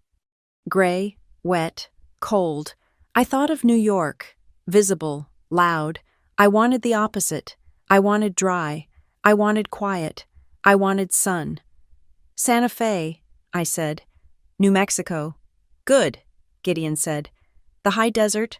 Anonymous. Different. I'll have Anya find you a fortress, not a fishbowl." Anya Locke was a miracle of efficiency.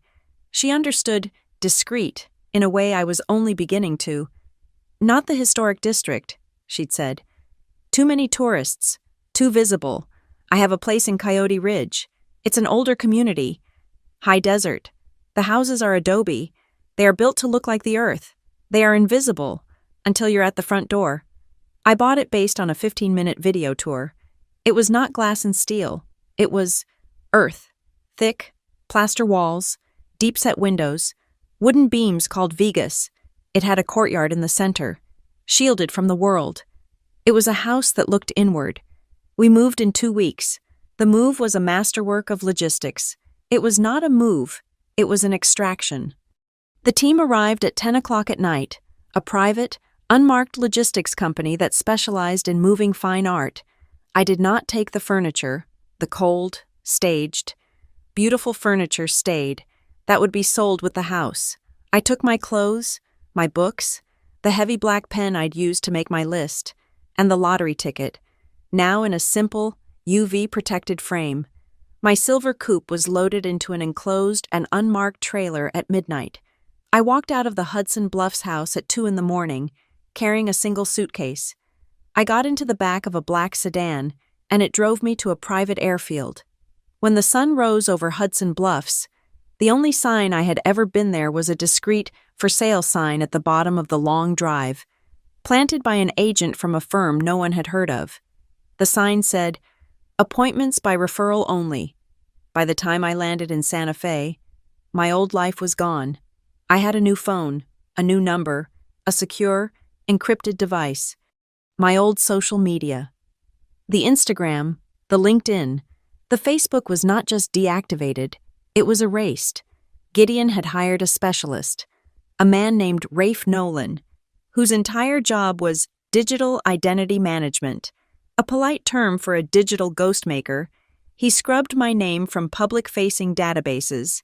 He found an old MySpace profile, a live journal from college. He burned them all. "You are now Mila Ellery," he'd said.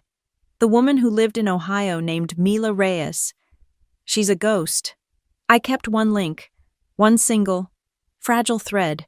My Aunt June, June Merrick, my mother's older sister, the flighty black sheep in Minneapolis, the only one who had ever sent me a card for a promotion. I called her from my new, secure line. "Aunt June, it's Mila," she gasped. "Mila. My goodness, I've been hearing. Your mother has been calling. She's been saying the most wild things, that you're unwell, that you've been taken advantage of."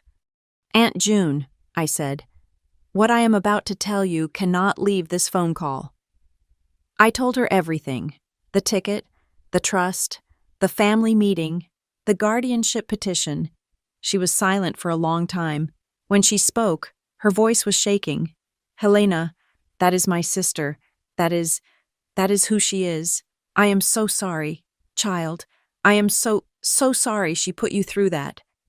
"I need one person," I said, my voice thick.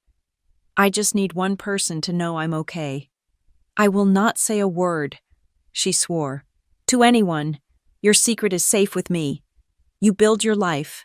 Mila, you build it strong." The last pieces fell into place. Gideon and Ms.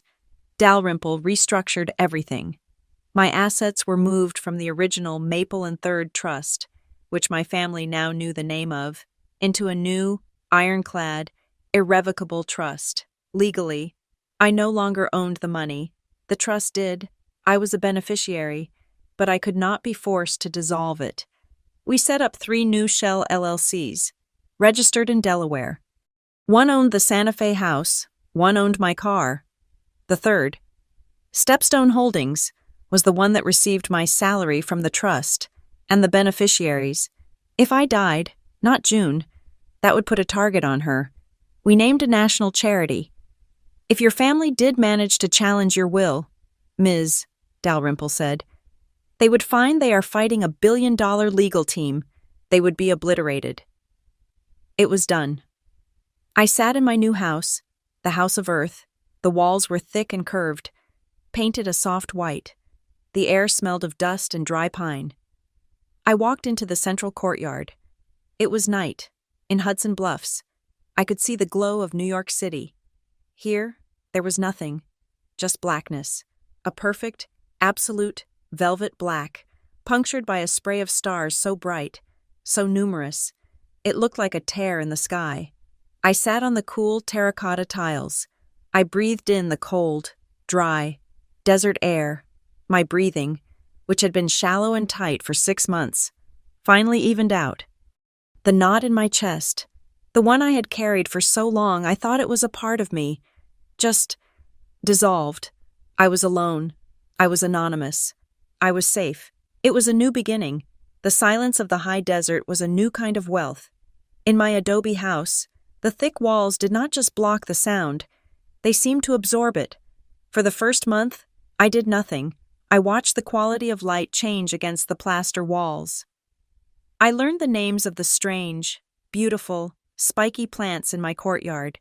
I read. I slept. I let the $70 million engine of my life idle down to a quiet hum. But the hum was still there. Gideon provided quarterly reports, and the numbers were staggering. The investments, managed by his team, were generating income. The money was making more money. The fortress was secure. But a fortress, I realized, is just a very beautiful prison if you never leave it. I was not a failure. I was not a victim. I was not just a survivor. I was an analyst with a massive amount of capital. It was time to put the capital to work. I called Gideon. I'm starting a foundation, I said. I've been wondering when you'd call about this, he replied. Do you have a name? The Stepstone Foundation. A step up, a step onto a new path. Good, clean, and the public-facing principle. Mila Ellery, I said, my middle name, and my mother's maiden name, a name that was mine, but that held no connection to the Reyes family, a ghost identity. Mila Ellery of the Stepstone Foundation, he said, testing the words. It works. I'll have Dalrymple file the nonprofit paperwork. This isn't just for tax purposes. Gideon. I know, he said. This is the what next. So, what is next? Who are you giving it to? I'm giving it to the people who are one bad day away from disaster. I said, I'm giving it to the person I was, and the people my family refused to see. I spent the next 2 weeks in my strategy room, the library, mapping it out just as I would have a project at Larkspur. This was not a slush fund, it was an operation. The mission was precise. Target 1. The recently unemployed, people like me, cast aside by corporate restructuring, who needed a bridge, not a handout.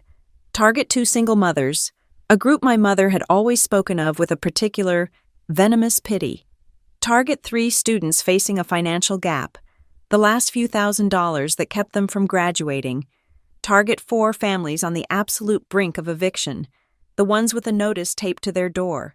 This was not charity, it was intervention. I did not try to run it myself. That was the mistake of a vanity project. I was the CEO. I needed a team. I hired a small, fiercely professional group, a former social worker with 20 years of field experience named Grace, who would serve as the director of operations, and 2 forensic accountants whose entire job was to vet every single application for legitimacy.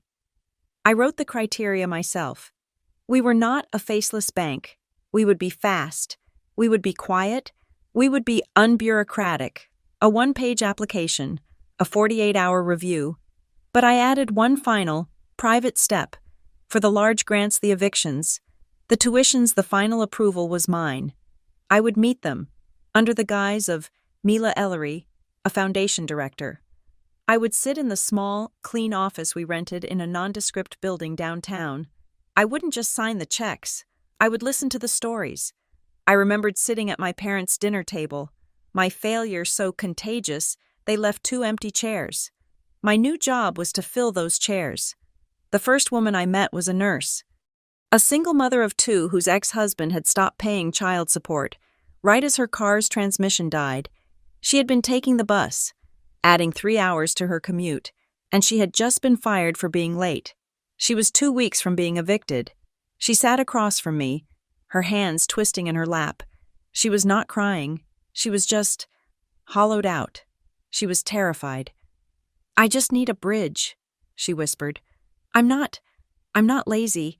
I have a new job lined up, but I can't start for 3 weeks. And the landlord, he won't wait."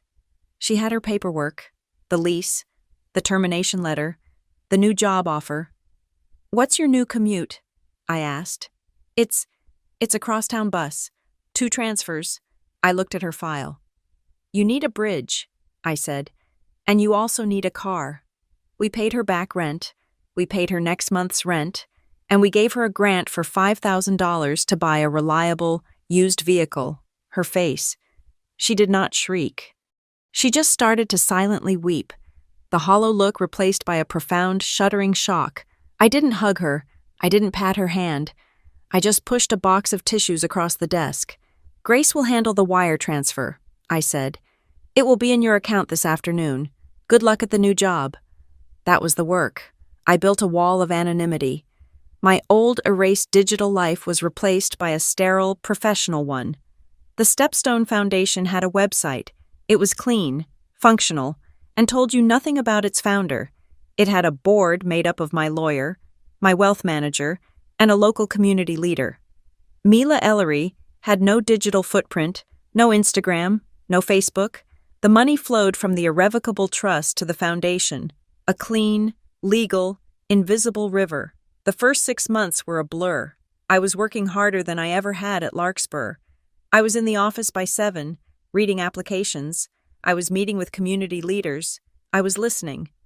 At the 6-month mark, Grace put the report on my desk. 40 individual scholarships, ranging from $500 for textbooks to a full ride for a semester, had been paid. 25 families, with eviction notices in their hands, were still in their homes. 100 men and women had been enrolled in a vocational retraining program we had set up with the local community college. Their tuition fully funded. The numbers were clean. The impact was real. We held a small event, not a gala. We called it a Community Partners Evening. It was in the community college's modest atrium. We served wine in plastic cups and had cheese and crackers. The guests were not billionaires. They were people like Dr. Laird, the head of the community college, a sharp woman with a passion for adult education. There were a few young, local entrepreneurs. A man named Rowan Keats introduced himself. He was in his 40s, with a shock of gray hair and an intense, focused energy. He had founded a small, successful software company. He was not a love interest. He was a potential partner. "Mila Ellery," he said, shaking my hand. "Your vocational program, it's smart. My company is desperate for coders. These boot camps, they're not always the answer. Your model is better. We're having some success," I said. "I want in," he said, with the bluntness of a man who builds things. "I want to co-fund the next cohort. I'll double whatever you're putting in, and I'll guarantee an interview for any graduate who passes." My old self, the Larkspur self, would have been flattered, would have gushed. The new Mila, the Stepstone CEO, just nodded. "That's an excellent proposal. Rowan, have your people send it in writing to my operations director. Grace, we'll review the terms." He smiled. He respected the boundary. "Will do." The local paper, the Santa Fe Chronicle, sent a reporter. She was young, ambitious, and she smelled a story. "This foundation," she said, cornering me by the cheese plate. "It just appeared, and it's doing real work, but no one's heard of you. Who are you? Mila Ellery. Where did this money come from? I looked at her. I saw myself, in a way, the analyst, digging for the truth. I gave her a small, tight smile. I'm not the story. The foundation is not the story. I pointed across the room, to the nurse I had met 6 months ago. She was not hollowed out anymore. She was laughing with Dr. Laird. She was now a shift supervisor. She's the story, I said. Go talk to her. Go talk to the 25 families who are sleeping in their own beds tonight.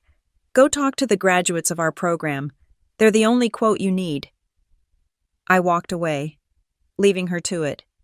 The next week, I signed a formal memorandum of understanding with the Sand Mesa Technical Institute, the one Dr. Laird ran.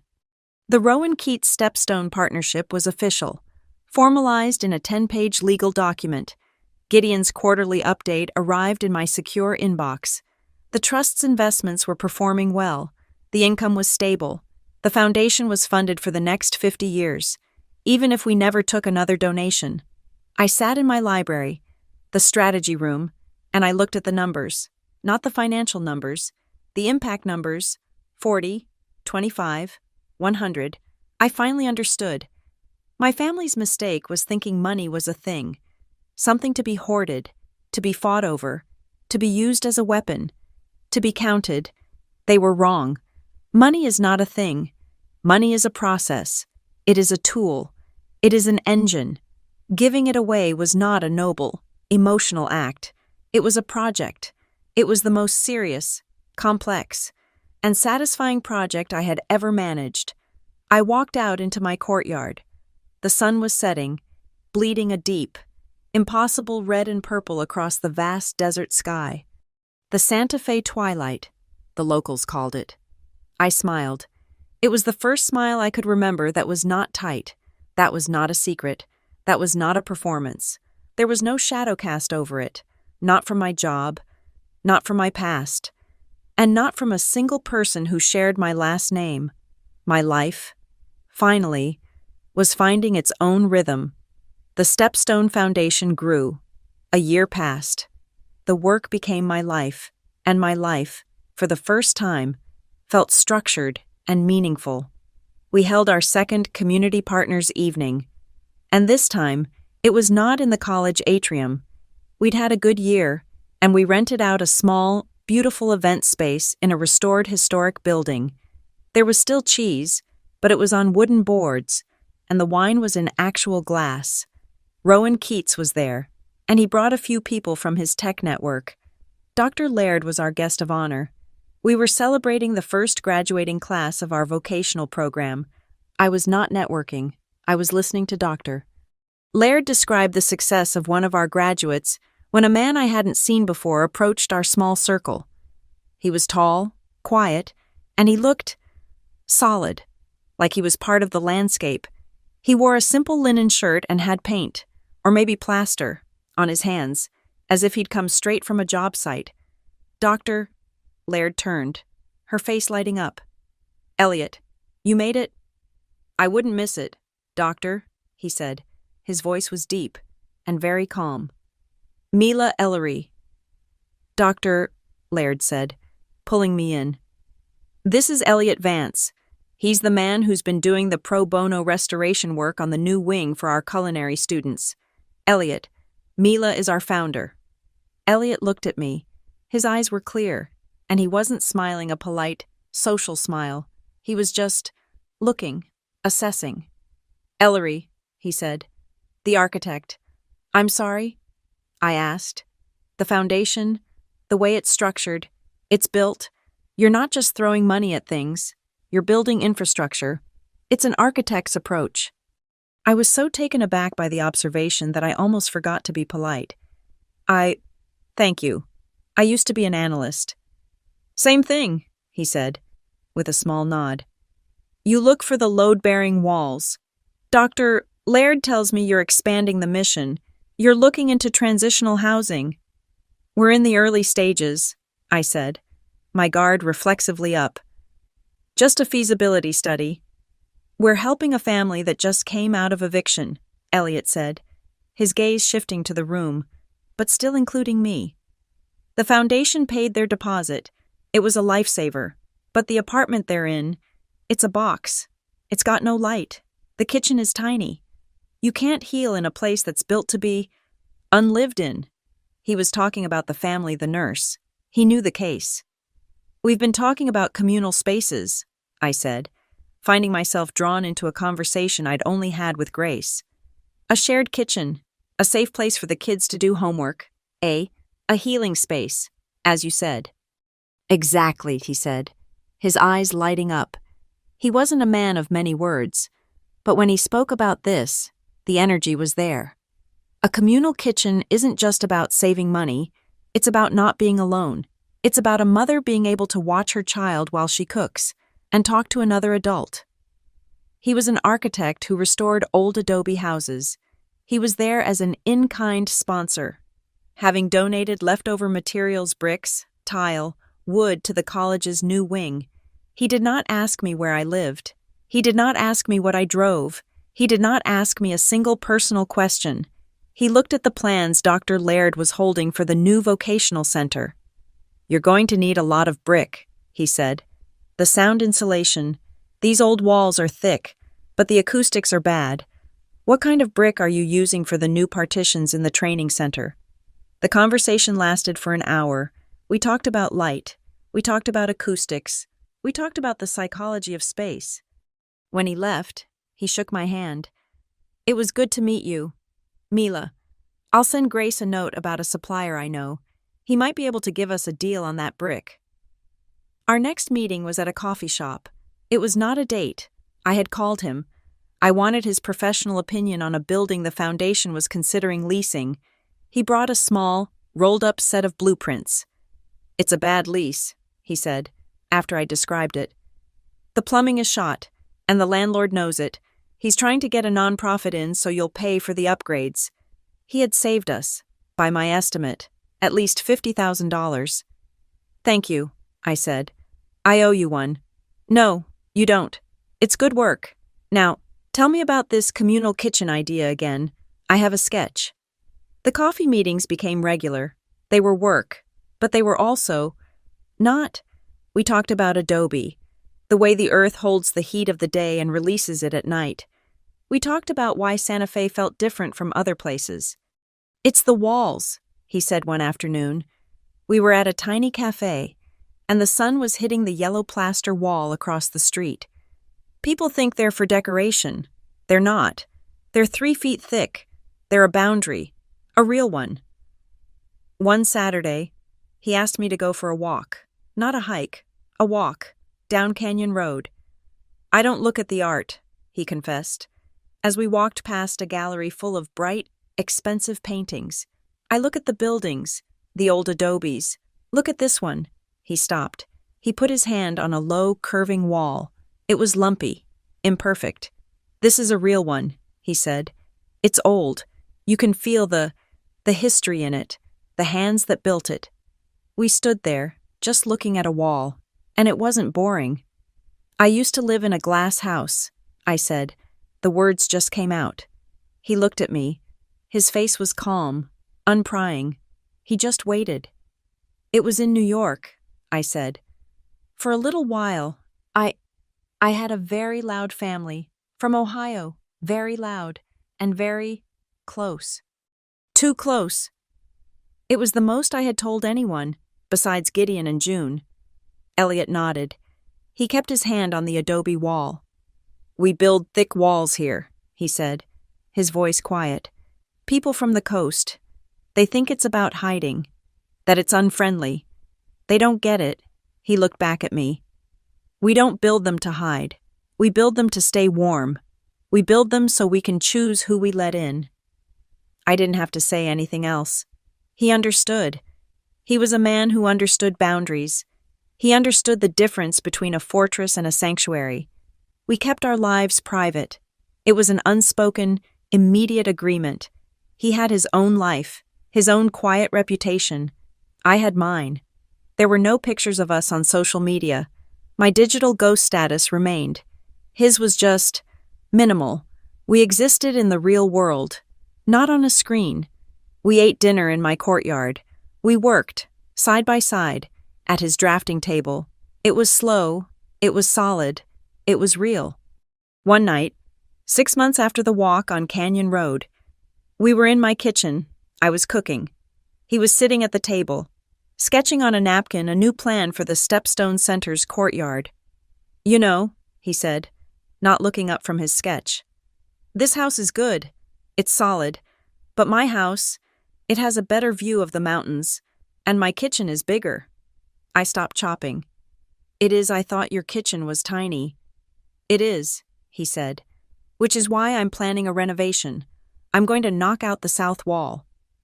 He finally looked up. He put the pencil down. "The thing is," he said, "I don't want to design it alone. I think we should build the next part together." There was no ring. He was not on one knee. There were no fireworks. It was an offer. It was a proposal for a joint project. "Elliot," I said, my voice a little shaky, Are you asking me to move in, or are you asking me to marry you?" "Yes," he said. "I think both, in that order. We should build together." I put the knife down. "Yes," I said. "But," he didn't flinch. But there is a document," I said. "A legal one. My finances. They are complicated. I am protected by a series of trusts, and I will not undo that. For anyone." "Of course," he said, as if it were the most obvious thing in the world. "A prenuptial agreement." "A very specific one," I said, my CEO voice coming back. "A two-way, fully transparent agreement.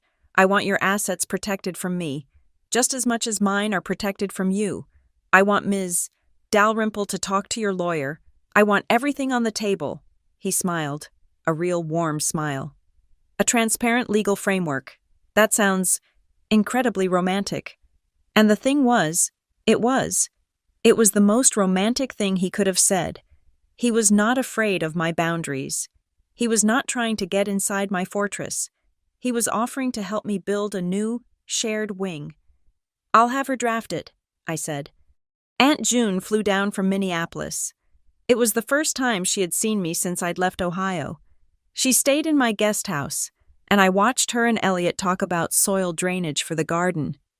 "He's a good man, Mila," she told me, that evening, as we sat in the courtyard. "He's not a talker, is he? He's a doer. Your mother. She always went for the talkers." She held my hand. Her hand was warm, a little frail. "I saw the agreement, Mila," she said. "Gideon told me about it. It's quite the document." "It's necessary, June." "I know," she said, and she squeezed my hand. "What I love is that you're choosing this. You are not running to him. You are not begging for him. You are two whole people, deciding to stand together. That's a rare, beautiful thing." The wedding was small, 20 people. It was in my courtyard. Under the dark desert sky, Dr. Laird was there. Grace, from the foundation, was there. Rowan Keats was there. A few of Elliot's quiet, solid friends. And Aunt June, there was no one with the last name Reyes. We strung paper lanterns between the vigas. We had a guitar player, a friend of Elliot's. We had food from a local caterer. We said our vows. They were not about forever. They were about today. They were about partnership, respect, and building. The Stepstone Foundation, soon after, received a new, anonymous donation, a significant one. It was from a new LLC, funded by a network of sustainable architects that Elliot had brought together. I learned how to be happy, not in a giddy, loud, performative way, but in a quiet, solid, foundational way. I was learning to be happy, and I was not asking anyone's permission. The door to my past was still closed. It was locked. It was deadbolted. But the handle on this side of the door, it had changed. It was no longer the cold, steel lever of a vault. It felt like warm, worn wood. My life with Elliot was an act of construction. We were building a home, blending our lives with the slow, deliberate care of a master artisan. The Stepstone Foundation was building too, not just funding projects, but creating a stable, load-bearing structure for the community. My world was no longer the glass box of Hudson Bluffs, all sharp angles and visibility. It was the solid, curved, protective earth of an adobe wall. It was real. But the past is not a separate room you can just lock and leave. It is a root system, and the roots of the Reyes family, I was about to be reminded, were invasive and toxic. The first tremor came from the only thread I had not cut Aunt June. She called me 6 months into my marriage, her voice on my secure line tight with a reluctance I knew well. "Mila," she began, "I know you are happy. I know you've earned this peace, but I need to tell you what's being said." "Said by who?" "June," I asked, looking out at the quiet, sun-drenched courtyard Elliot and I had just planted with lavender. "Helena, your mother, she's on a campaign. She's telling every cousin, every old neighbor, anyone who will listen, that you betrayed the family, that you stole their inheritance and abandoned them all." I sighed. The old familiar ache. "That's her story. June. She can tell it. It doesn't change anything here." "It's not just her," June said, and her voice dropped. "It's Brielle, and her story is worse. She's not telling people you're cruel, Mila. She's telling them you are unstable." I felt a cold prickle. Unstable. Yes, that you were always erratic, that this money just broke your mind, and this is the part you need to hear. Honey, she's telling people the money is almost gone, that you've burned through all of it on houses and cars, that you're broke, and you're going to come crawling back to them any day, and they are so worried about what will happen to you then. Brielle's narrative was the more dangerous of the two. It was not just petty gossip. It was strategic. It was an arrow, fletched and aimed. It took 2 weeks for that arrow to land. Grace, my foundation director, came into my office and quietly closed the door. She looked physically ill. "Mila," she said, her voice low. "There is a local blog, a Santa Fe gossip site. Someone sent it to me." She slid her tablet across my desk. The headline was garish and cruel. "Santa Fe's angel founder is the Stepstone Foundation built on stolen money and a mental breakdown." The article was a masterpiece of innuendo and anonymous sourcing, a source close to the family in Ohio. Another source, concerned for the founder's well-being, states she is unstable and has burned through a massive windfall. It questioned the long-term solvency of the foundation. It mentioned Mila Ellery. "I've had 3 calls this morning," Grace said, her hands clasped tightly. "One from Rowan Keats. They're not pulling support, but they're asking questions. They're worried." I was on a secure video conference with Ms. Dalrymple within 5 minutes. Her face, when I told her, was a mask of cold, controlled fury. "Do not," she ordered, "say a single word. You will not respond to the press. You will not issue a statement. You will not even say, 'No comment.' This is not a public relations battle. This is the legal prelude. They are seeding the ground. Seeding it for what they're in Ohio. They can't touch me." "They are seeding it for the guardianship filing," Dalrymple said, her words like steel chips. "Brielle's narrative is not for the family. It is for a judge. She is unstable. She is financially irresponsible. The money is gone. They are building the case that you are a danger to your own estate." "But that's insane," I said. "We have the irrevocable trust. We have the competency reports." "Yes," Dalrymple said, "and they have just given us the motive. I would bet my license they are filing, right now, in their home county. They are going to try." She was right.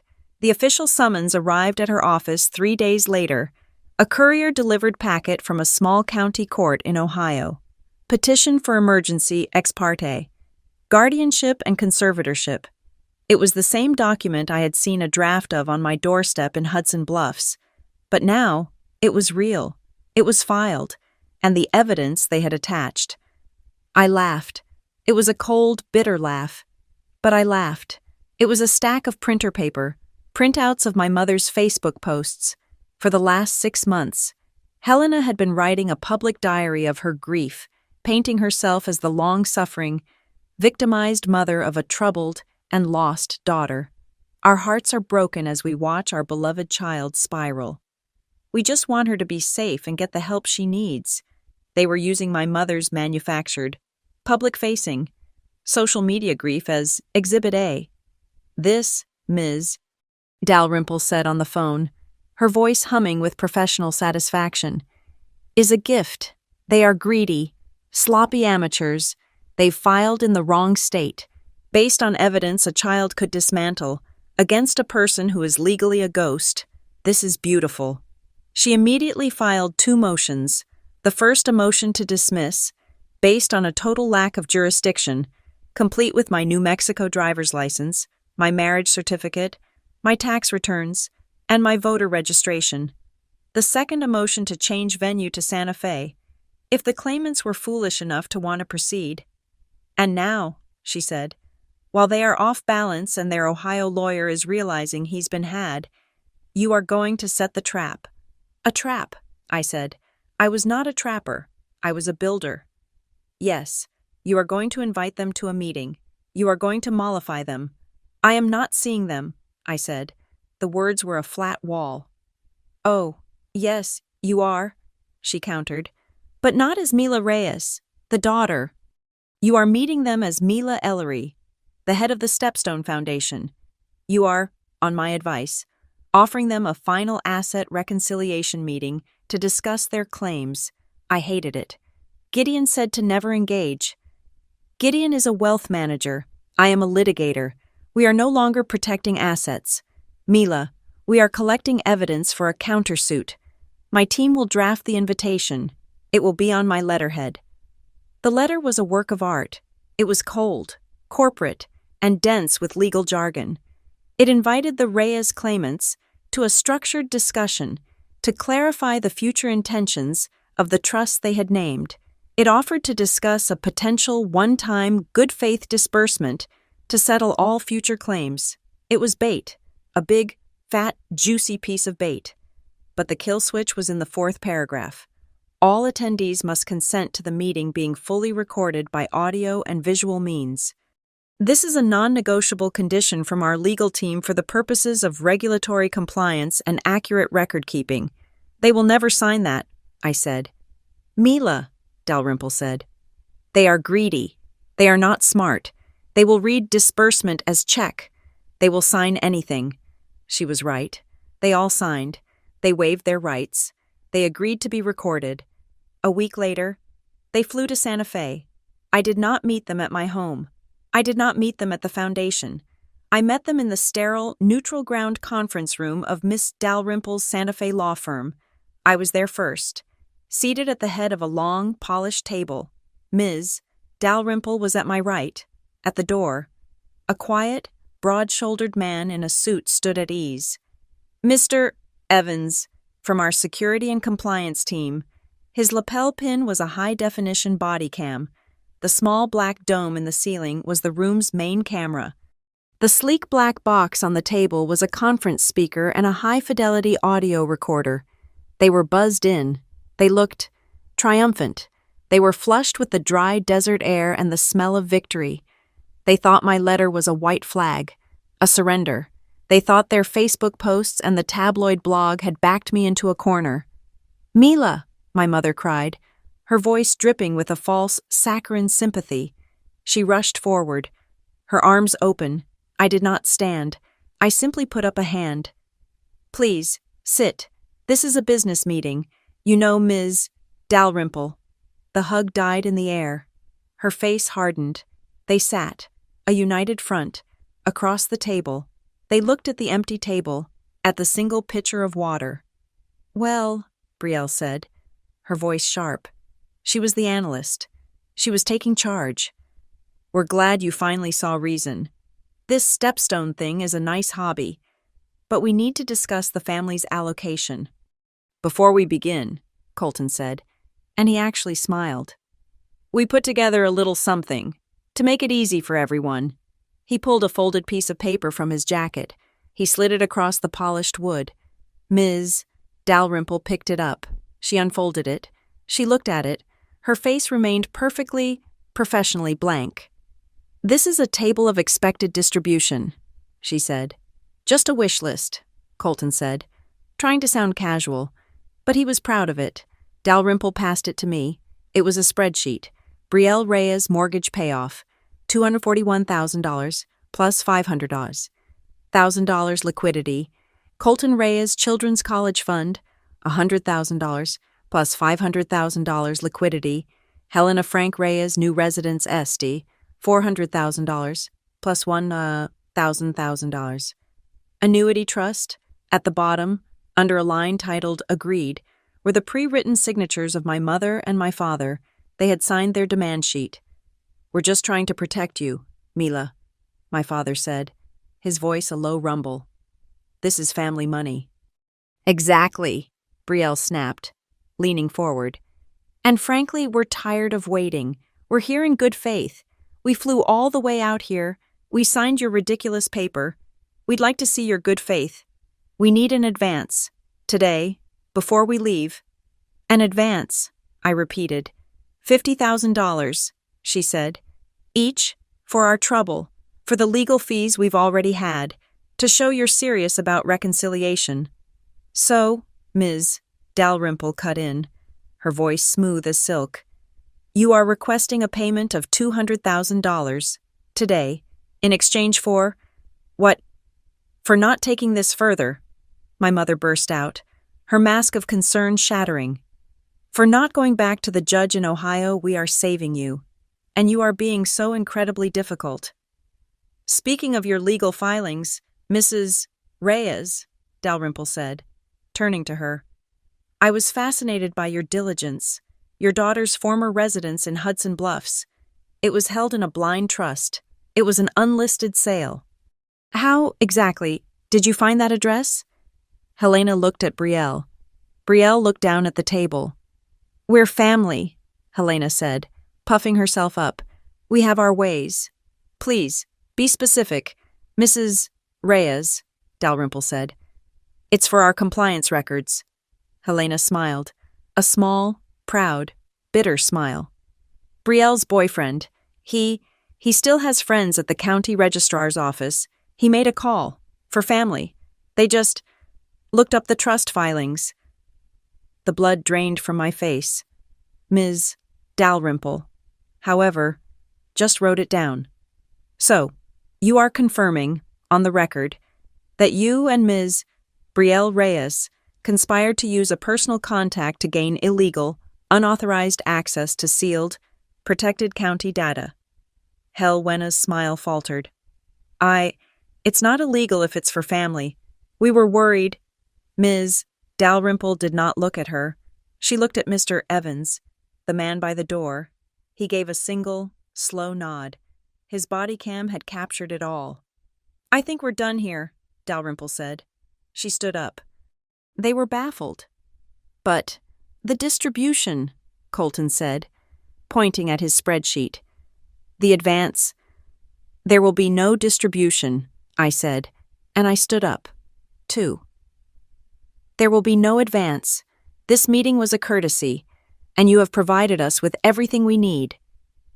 We walked out. We left them in the conference room, in the elevator. The silence was absolute. "Well," Dalrymple said as the doors opened on the lobby, "that was productive." "What now?" I asked. "Now I have a signed, premeditated demand for millions. I have a recorded extortion attempt for $200,000, and I have, on camera, a confession from your mother to a felony violation of data privacy laws, implicating your sister. I have everything I need to file for a permanent protective order. I have the grounds for a civil countersuit for malicious prosecution and abusive litigation, and I am ethically bound to turn over the evidence of the data breach to the New York Attorney General." My heart was not pounding. It was steady. It was calm. It was the cold, clean calm of a project 8 months in the planning reaching its final successful milestone.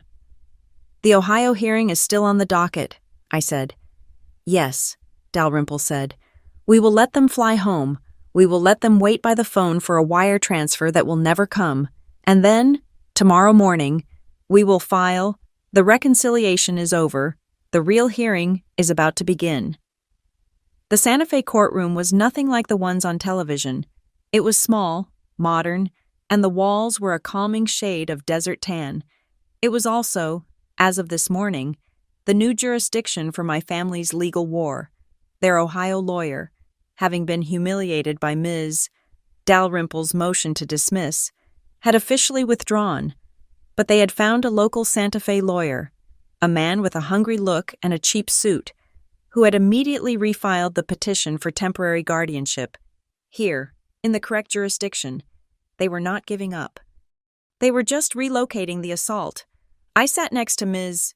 Dalrymple at the defendant's table. Elliot was in the front row, directly behind me. He was not there as a husband. He was there as a founder, a partner, a quiet, solid presence, the Reyes family.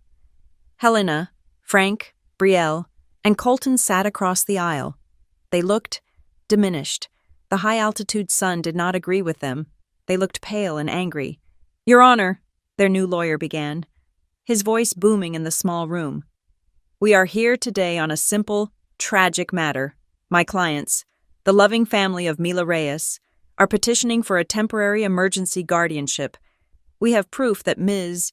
Reyes is a danger to her own estate. She is mentally unstable and financially out of control. He motioned to a board. On it were two large, glossy photographs. The first was of my silver coupe. The second was of the Hudson Bluffs house, its glass walls gleaming. This, the lawyer said, pointing dramatically, is the behavior of a person who has lost their grip on reality, wasting millions on cars and houses, just weeks after a reported mental breakdown following her termination from her job. We are asking the court to step in, to appoint a guardian, her father, Mr. Frank Reyes, to protect what little is left of this tragic windfall. The judge, a sharp woman in her 60s, looked at the photos with a bored expression. She then looked at Ms. Dalrymple. Counselor, your response. Ms. Dalrymple stood. She was not dramatic. She was a surgeon. Your Honor, she said, her voice clear and precise. My client, Ms.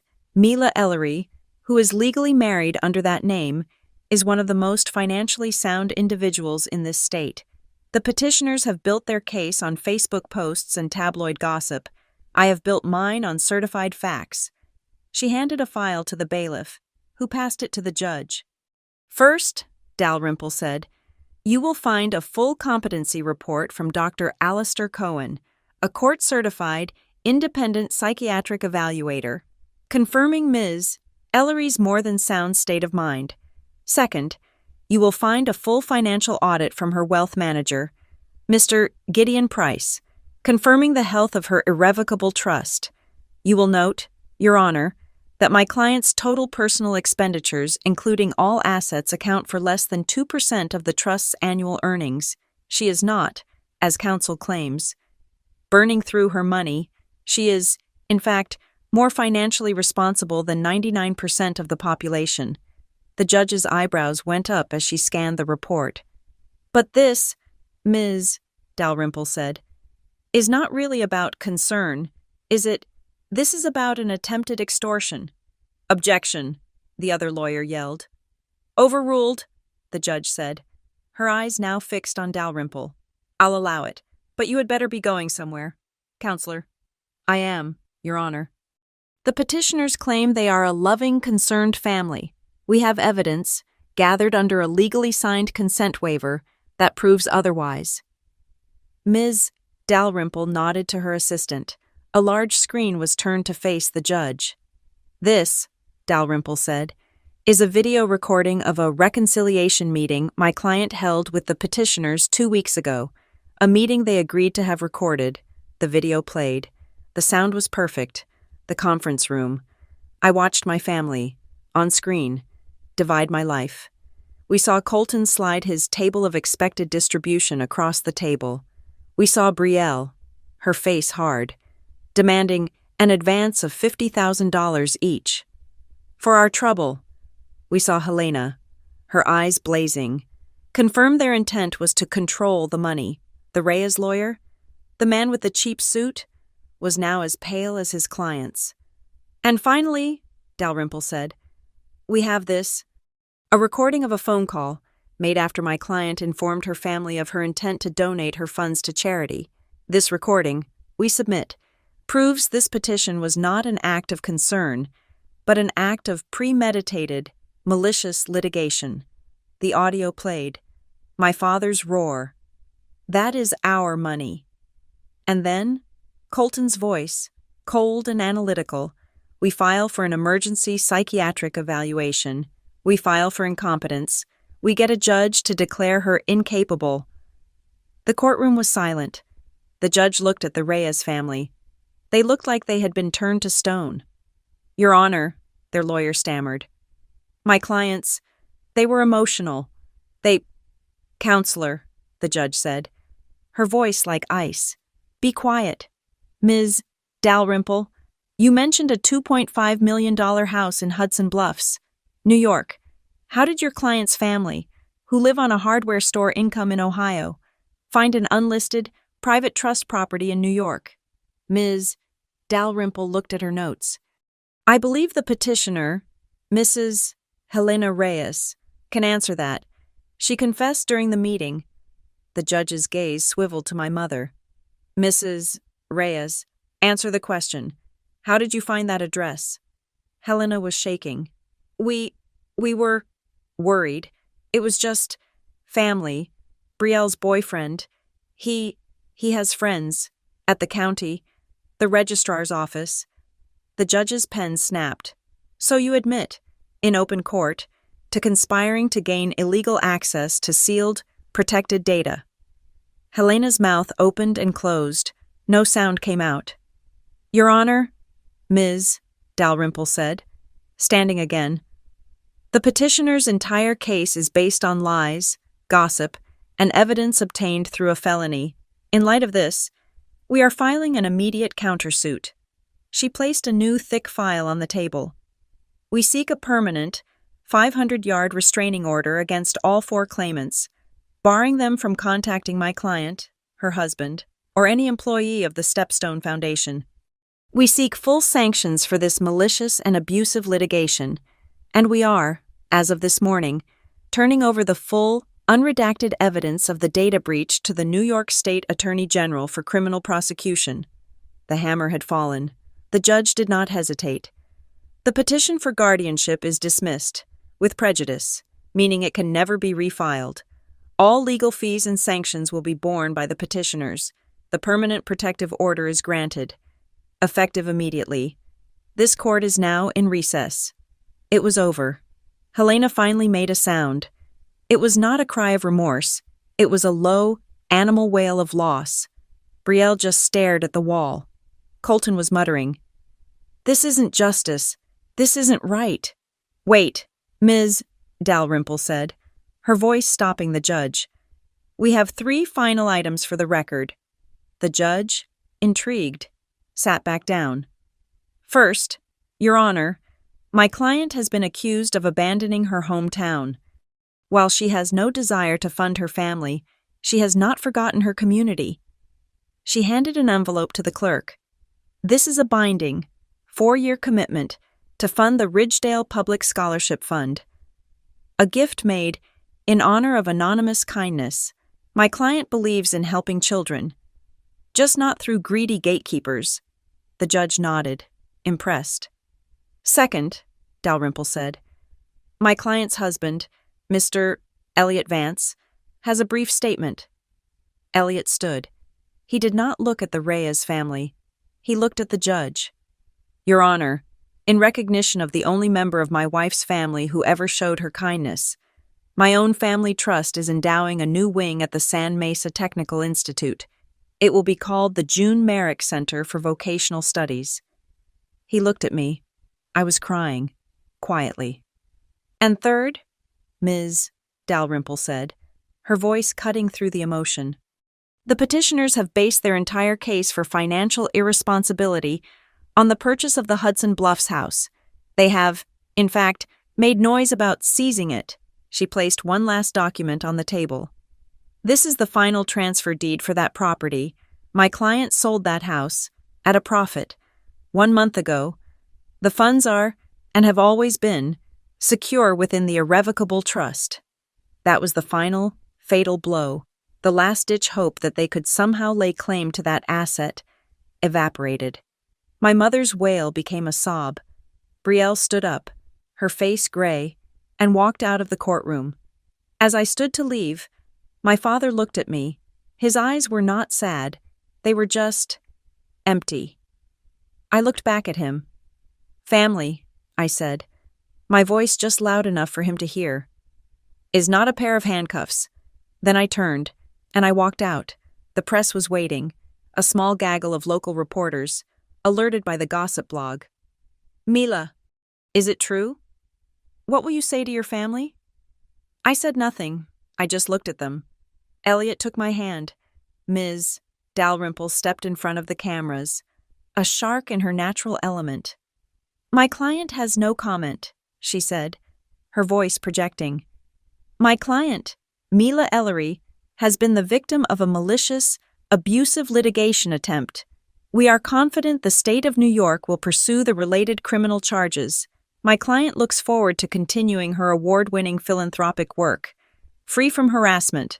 We are done here." That night, Elliot and I did not go to a restaurant. We sat in our courtyard. The adobe walls were warm from the day's sun. The sky was a deep, velvet black, splashed with stars. Elliot put a blanket over my shoulders. He just sat with me, his presence solid, and he said nothing. He just let me be. My new, secure phone chimed. It was an email from Grace, at the Stepstone Foundation. Subject: "We did it, Mila. Just wanted you to be the first to know." The first 10 students for the June Merrick Center Vocational Program, funded by the new Keats Vance Grant, had their first class this morning. They are so excited. We are, quite literally, changing lives. I read the email. Then I read it again. I looked up at the stars. So many stars. A spray of light in the perfect dark. I had lost a family. But I had built a life. The story was over. The knot was finally, fully, cut, and I was free. Thank you so much for listening to my story. I'd love to know what you think and where you're listening from. So drop a comment below and let's share our thoughts. Please subscribe to Maya Revenge Stories, like this video, and if you want to support us, please hit that hype button so more people can hear this.